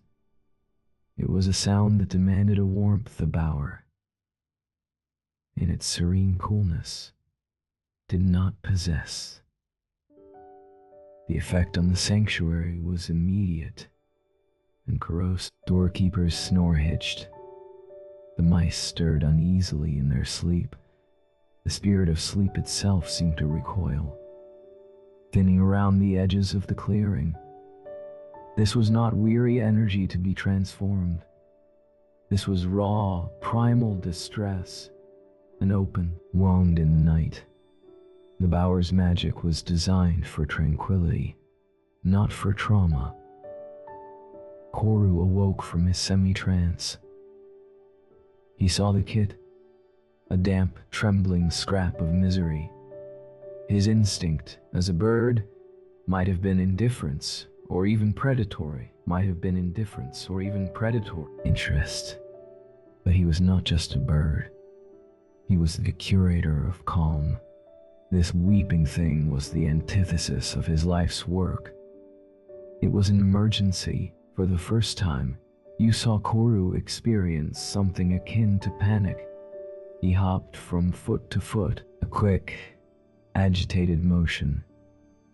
He looked at the beetle wings, the quartz, the berry, all useless. He looked at the sleeping community. They were beneficiaries of peace, not architects of rescue. The kit's whimper escalated into a choked cry. The sanctuary was fracturing. Then, an impulse passed through you. The distant witness, it was not a thought, but a memory sensation. The thistledown.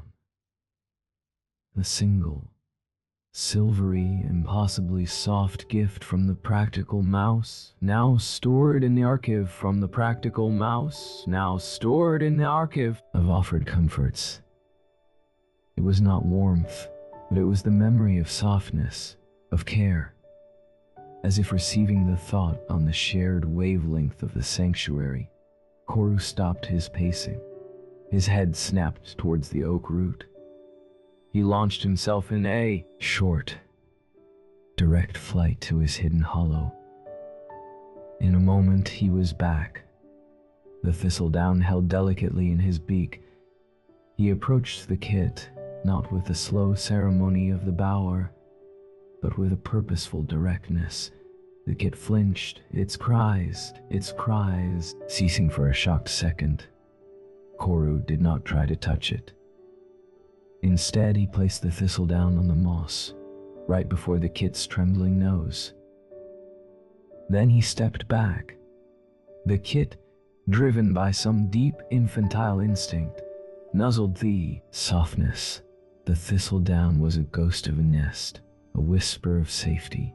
Its whimpering softened to a hiccup, but it was still cold, still lost.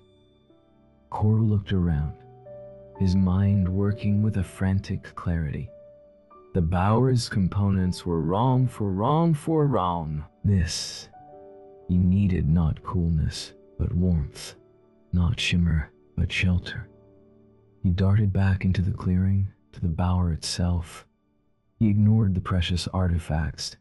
Instead, he went to the very back of the avenue, to the practical, structural twigs that formed its walls. With a fierce tug, he pulled loose a dozen of the driest, finest interior twigs, ones that had been shielded from dew. He gathered them into a bundle in his beak. He returned to the kit and began a new kind of construction. Not an avenue, but a nest. A simple, rough, shallow cup of twigs built against the lee of the quartz outcrop. It was hasty, inelegant, a stark contrast to the meticulous bower. But it was functional. He lined it, not with functional, he lined it, not with function. Beetle wings, but with dry oak leaves from his hoard, shredded with his beak into a soft litter. Then, the most daring act. He hopped behind the shivering kit and, with gentle but insistent prods of his head, nudged the bewildered creature forward into the crude nest.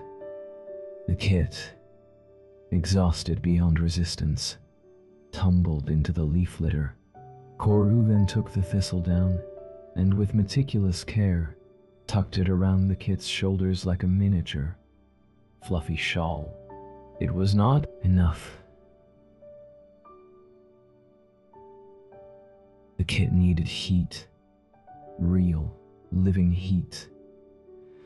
Koru stood over the nest, his wings held slightly out.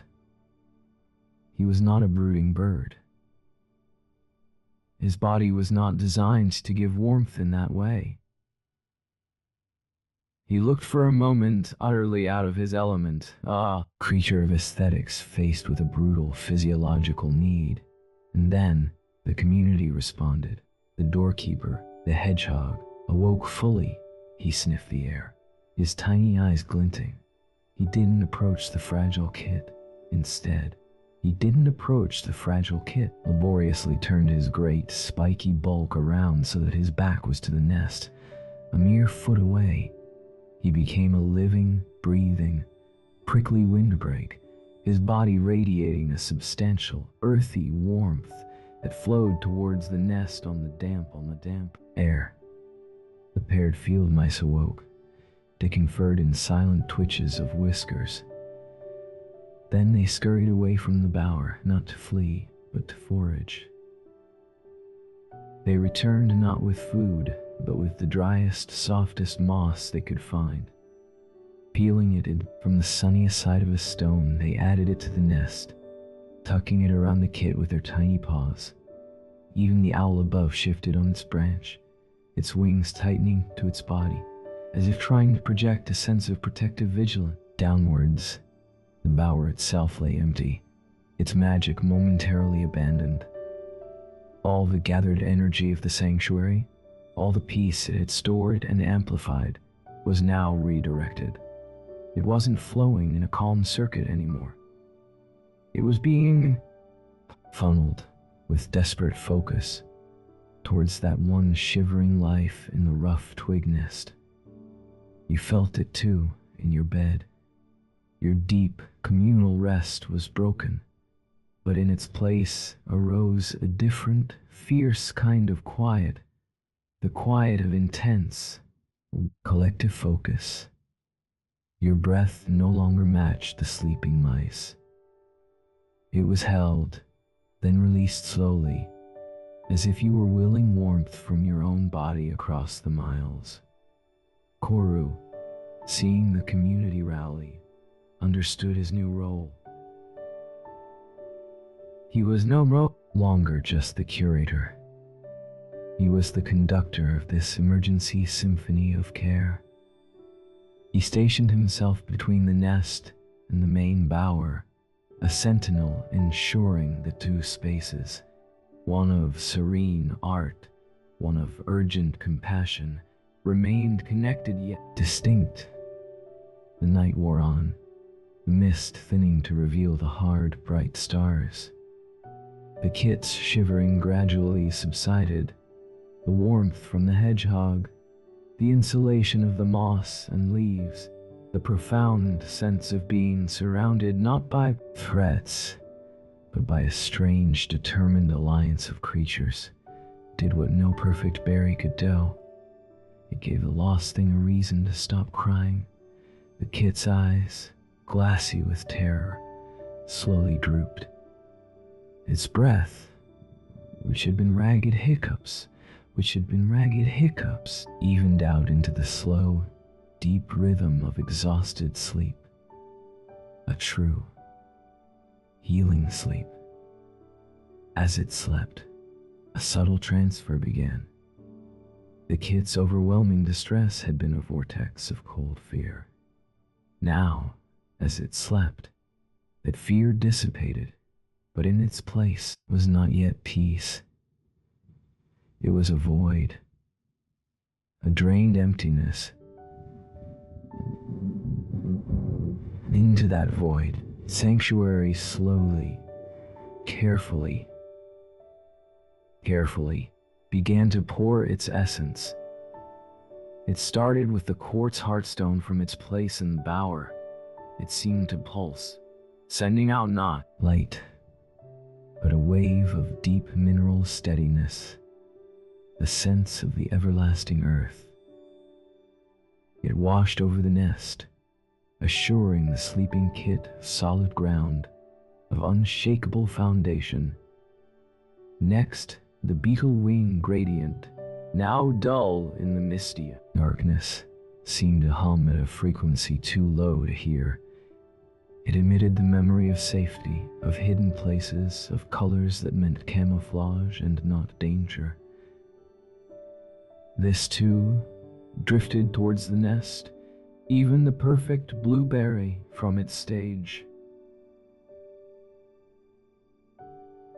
Even the perfect blueberry from its stage seemed to exude the concept of center, of being the still point around which things revolve. It offered the kit a subconscious sense of location.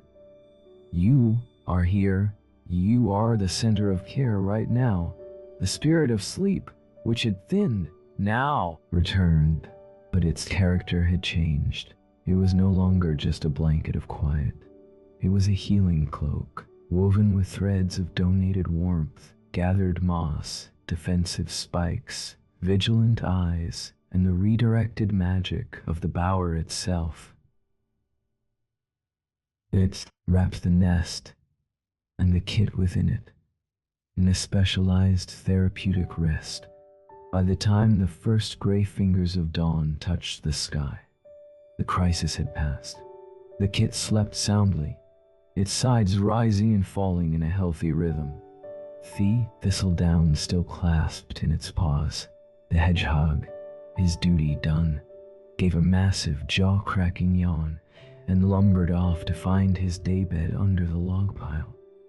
The mice, exhausted from their midnight moss gathering, curled up together right there at the base of the nest. Koru was utterly drained. His feathers were ruffled. There was a leaf fragment stuck to his claw. He looked at his beautiful empty bower, and then at the crude, vital, life-saving nest beside it. He did not see a failure of his original vision. He saw an expansion of its purpose. The sanctuary was not just for those already capable of peace. It was also a field hospital for the shipwrecked.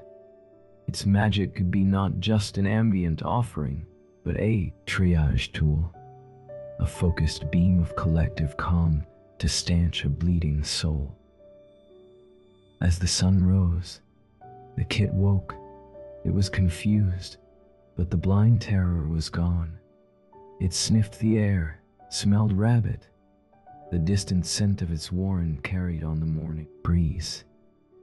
It clumsily stumbled out of the nest, looked once with its dark, liquid eyes at the strange gray bird who watched it, then hopped slowly, purposefully, towards the smell of home. Koru did not watch it go. He had work to do. He had work to do. Bower needed its twigs replaced. The nest of compassion was dismantled, its materials scattered.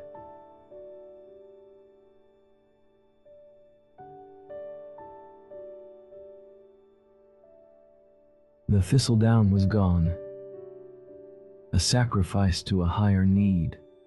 But the archive of offered comforts was not poorer for it. It was richer in meaning. The story of its use was now its most valuable aspect. That night, when the community regathered, the atmosphere was different. A subtle new strength hummed in the air. They had not just shared peace. They had defended it. They had proven that the sanctuary was not fragile, but resilient. Its quiet was not an absence of noise, but a force that could reorganize itself into active compassion.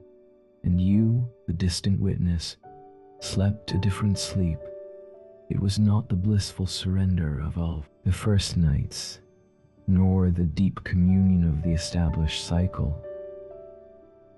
It was a fortified sleep.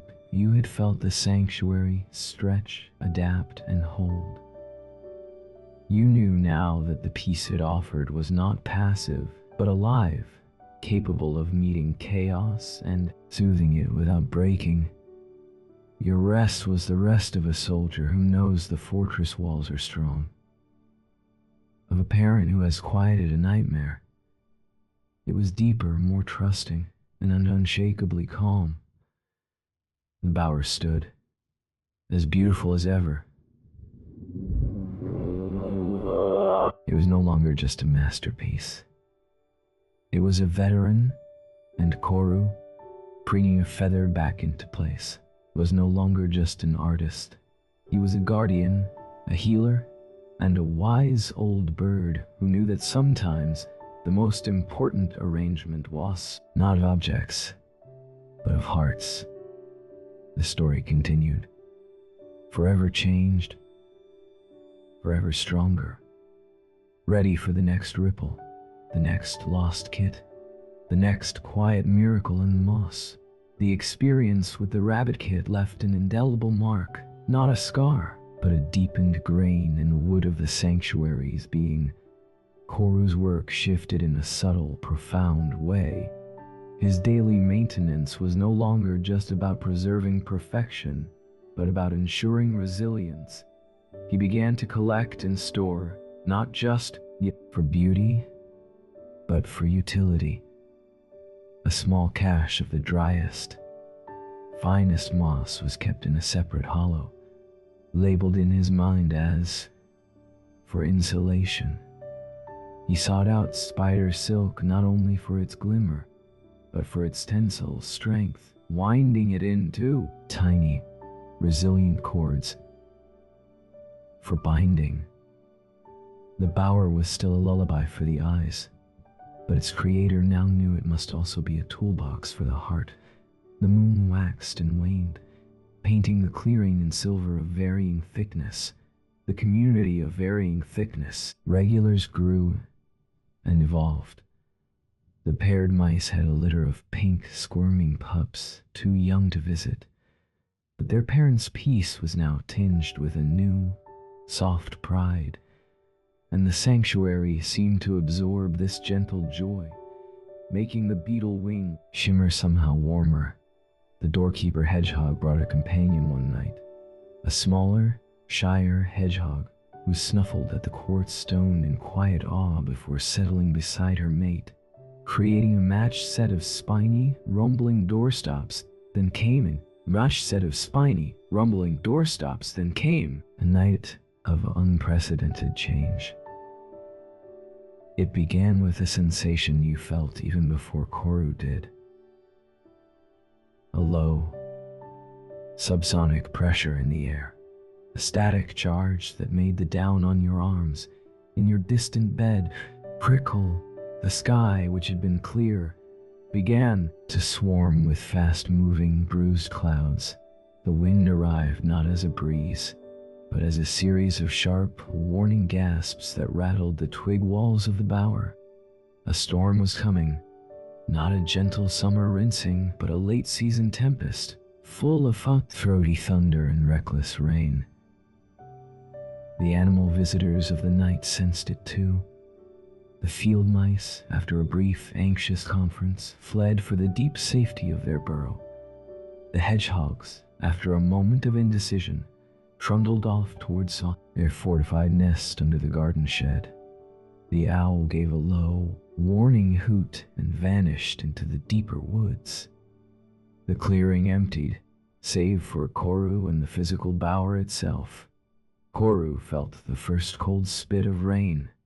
He looked at his life's work, the delicate gradient of wings, the perfectly placed berry, the gleaming quartz heartstone. They were not just art, they were his identity, and they were about to be destroyed.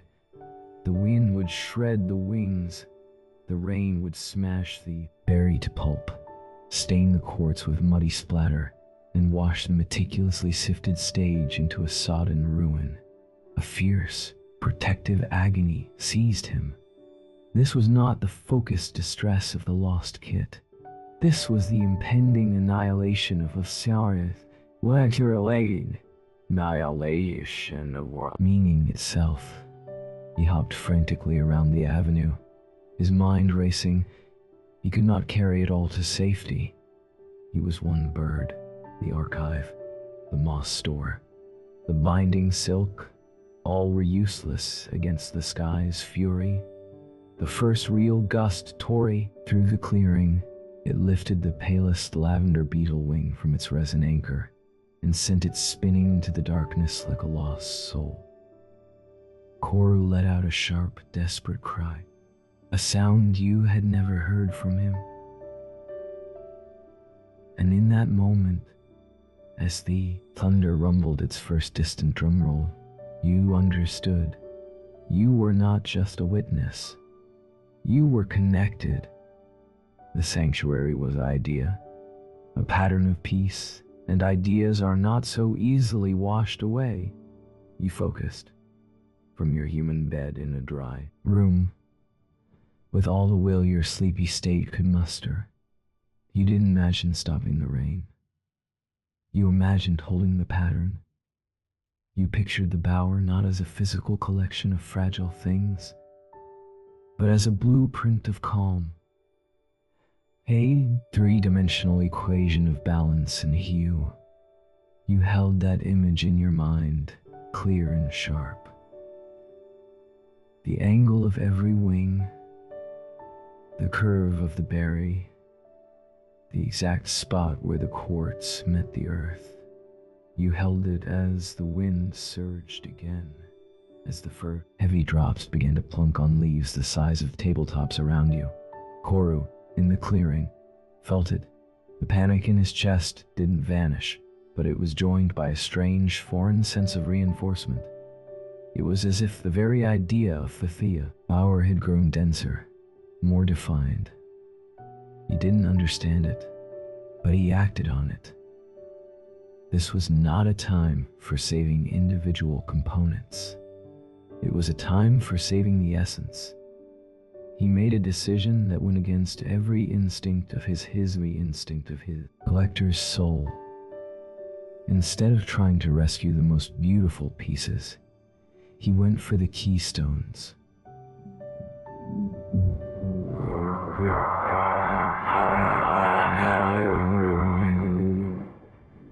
He snatched the perfect blueberry from its stage, swallowing it whole for safekeeping.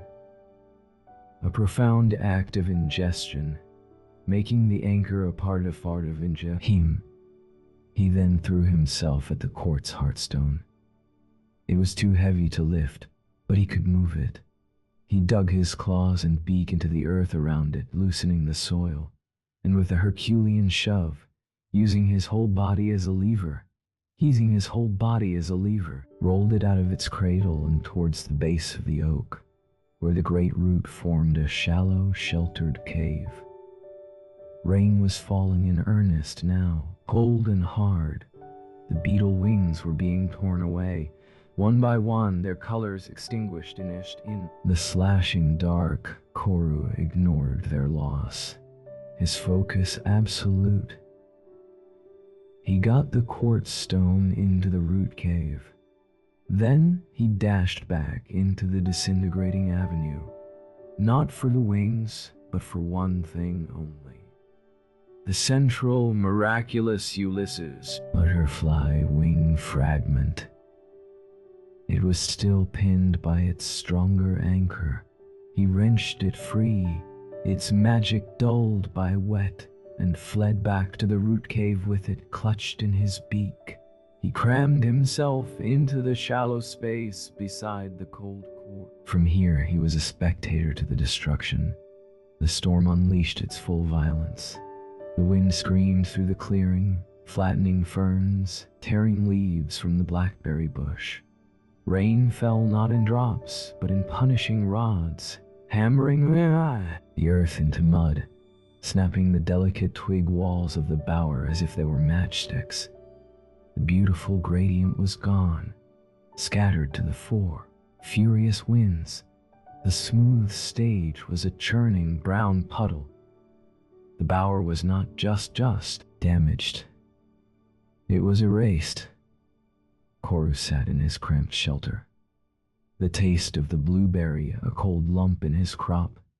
the butterfly wing a soggy rag in his beak, the quartz a cold weight against his side. You watched his world dissolve. Yet, the strange, reinforcing presence, your focused, distant will, held him. It held the blueprint, and in that holding, it offered a shocking revelation. The bower was always ephemeral. Its power was not in its permanence, but in its exquisite temporariness. Like a sand mandala swept away by a monk, its destruction was part of its meaning. The storm was not a vandal, but a fierce, natural monk performing the dissolution. The peace it had offered was real, but it was a piece of the moment. Not of the monument to cling was to misunderstand. As this realization seeped into Koru, his despair began to transform. It didn't become joy, but a deep, wet, weary acceptance. He had saved the Heartstone. He had saved the Heartstone, central spark of magic. He had internalized the anchor. The pattern was safe in his memory, and he now sensed in yours. The storm raged for an hour, then passed as quickly as it came. The wind dropped to a sigh, the rain thinned to a sigh. Drip.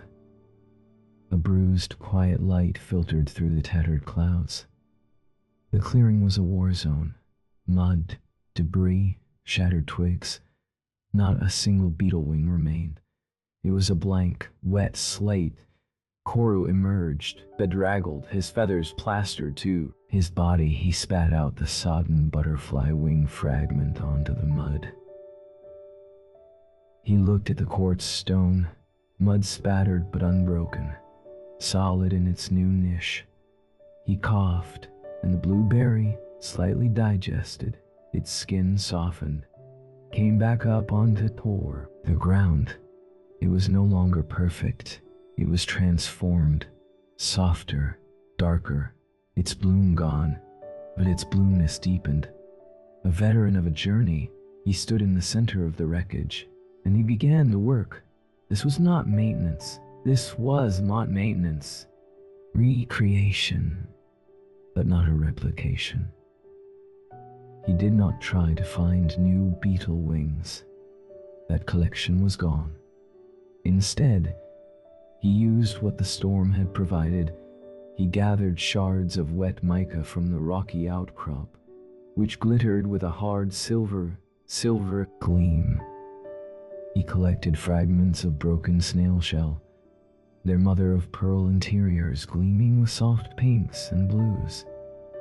He picked up raindrop-beaded spider webs, sagging with their watery weight, draping them over realigned twigs so they hung like diamond curtains. The mud itself became his medium. He smoothed a new stage, not dark and fine, but a rich chocolate brown, gleaming with moisture. He placed the transformed blueberry, slightly sticky now, back in the center. It all looked right. Not as a pristine anchor, but as a survivor. He rolled the quartz heartstone back to its place, its mud splatters not cleaned off, but accepted as part of its story. A battle-scarred veteran returned to its post. The Ulysses wing fragment, cleaned as best he could, was given a place of honor, but it was no longer the central jewel. It was a relic of the before time. The new bower that emerged as dawn broke was shocking. It was not ethereal, it was elemental. It was elemental, glittered with hard, wet light, instead of soft shimmer. It smelled of damp earth and crushed green things instead of petal-dust. Its colors were sharper, more contrasting. It was a sanctuary built not for a gentle spirit, but from the bones of a gentle spirit, but from the bones of a storm. It was stronger, wilder, more honest. As the sun rose, steaming the clearing, the regulars returned, tentative, sniffing the changed air. The field mice peered from their burrow, their noses twitching at the new scents. They approached slowly, then entered the new avenue. The feel was different under their paws. Firm mud, not soft earth.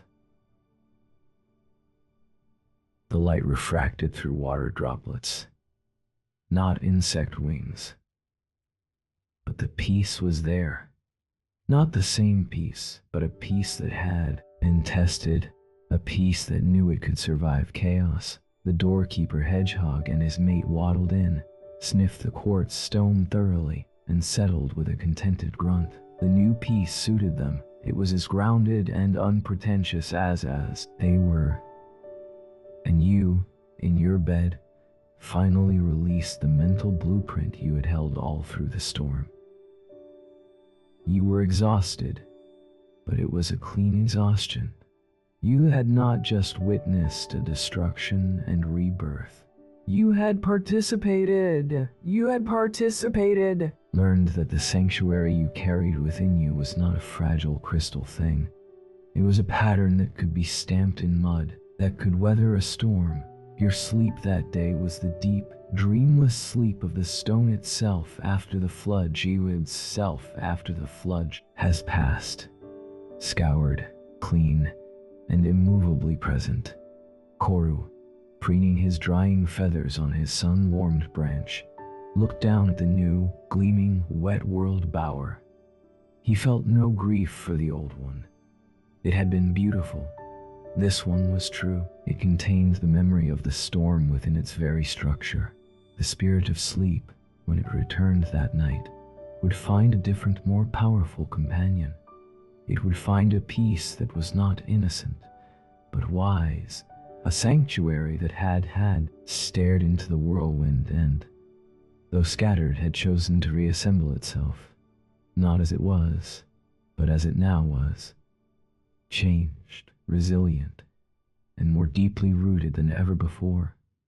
The story was no longer about building or even tending. It was about adaptation. Bower was not a thing. It was a process, an ongoing conversation between order and chaos, where beauty was not the opposite of destruction, but its most graceful response.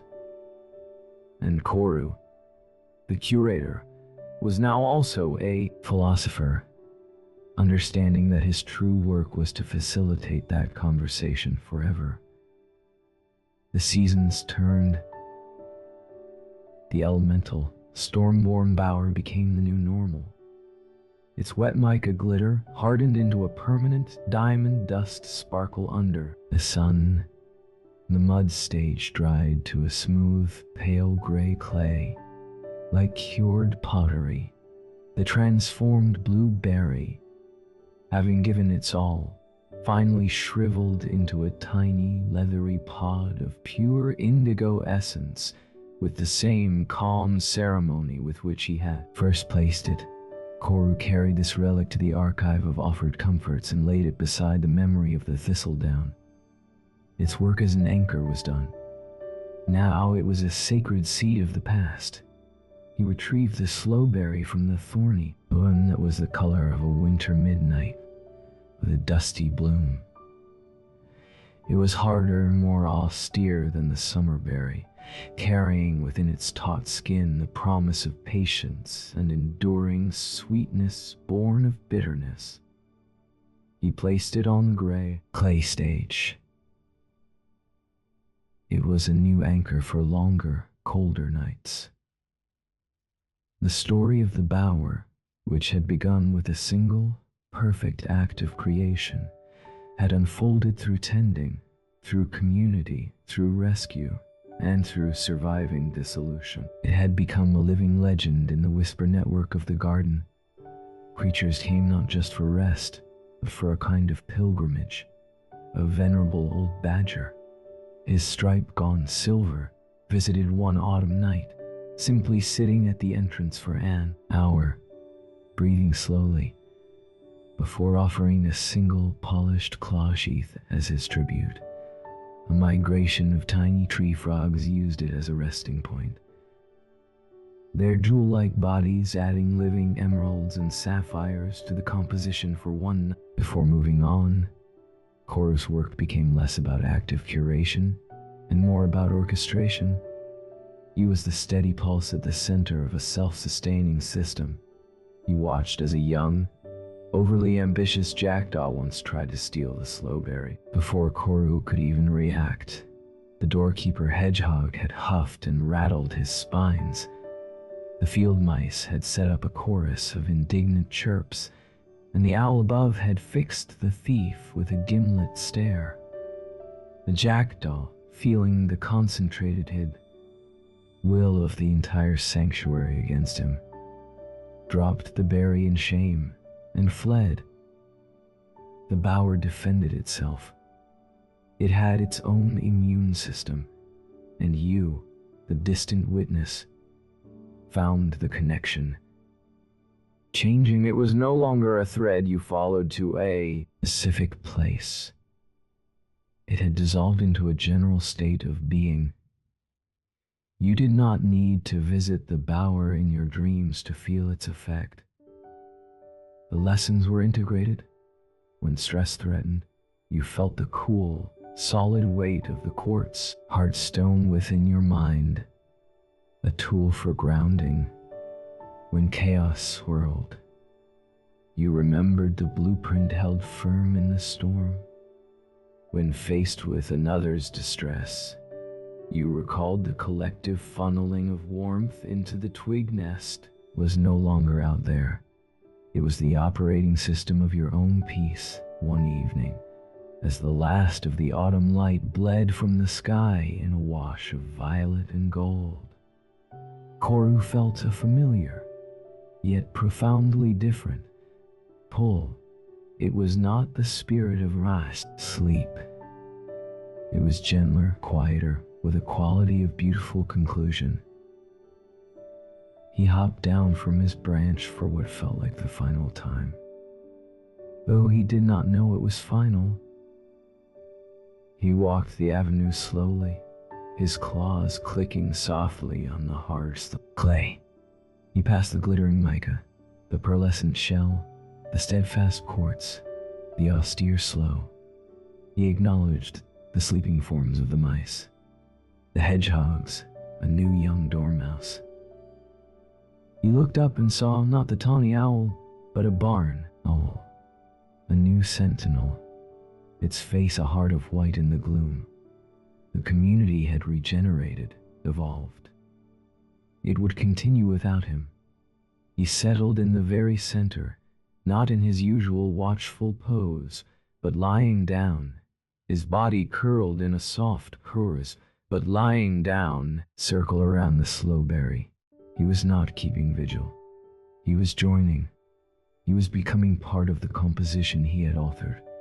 He closed his eyes, and as he did, he released the last thread of solitary control. He let his consciousness diffuse, like petal-dust, into the collective calm of the sanctuary. He became the piece he had built. His careful, critical mind softened into pure awareness, his meticulous memories of every wing, every berry, every storm-lashed moment flowed out of him and into the very soil, the air, the aura of the place. He was not dying. He was achieving completion. The architect was merging with the architecture. In your bed, halfway across the world in human terms, you felt this final, graceful release. It was not a severing, but a fulfillment. A soft, golden warmth spread through your chest, a feeling of a circle closing perfectly. You saw.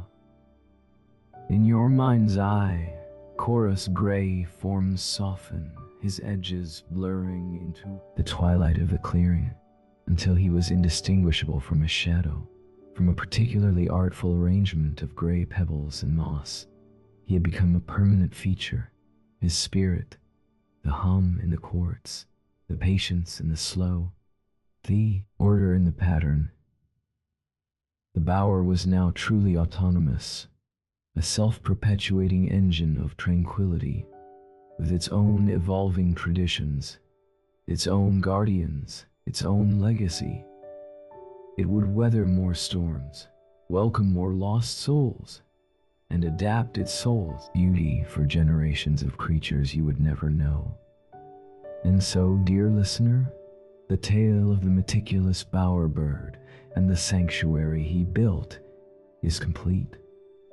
But the invitation, as you now know, does not end. You have been more than a listener. You have been a co-creator. You held the blueprint in the storm. You carry the quartz stone's steadiness, the memory of the gradient, the warmth of the shared nest within you now. You have built this sanctuary, word by whisper, word, breath by calm breath, right here in the quiet space behind your eyes. You do not need to shrink to beetle size to find it. You need only to remember when the world feels too loud. Remember the polishing of the stone, the slow, circular rhythm that scours away the grit of the day. When worry scatters your thoughts, remember the gradient, the patient, deliberate ordering of chaos into a harmonious visual sigh. When you feel alone in the dark, remember the community in the dark. Remember clearing, the hedgehog's warmth, the mouse's offering, the owl's watchful gaze. You are part of a silent fellowship of those who choose to build peace, however small their corner. And when storms come, as they will, remember that the truest of sanctuaries are not those that remain untouched, but those that have learned to reassemble themselves more truly and strongly from what the storm leaves behind. Tonight, and every night, you can return here, not to my voice, but to the sanctuary. Imagine being world, the essential pattern of peace, is always being tended, always being rebuilt, always waiting to welcome you home. Now, let your awareness settle like the last speck of petal dust upon the cool gray clay. Feel the deep, resonant quiet of the heart's stone. And allow your own spirit, like the wise gray bird, to simply merge with the stillness. The story is over. The rest is yours. Sleep deeply and be at peace.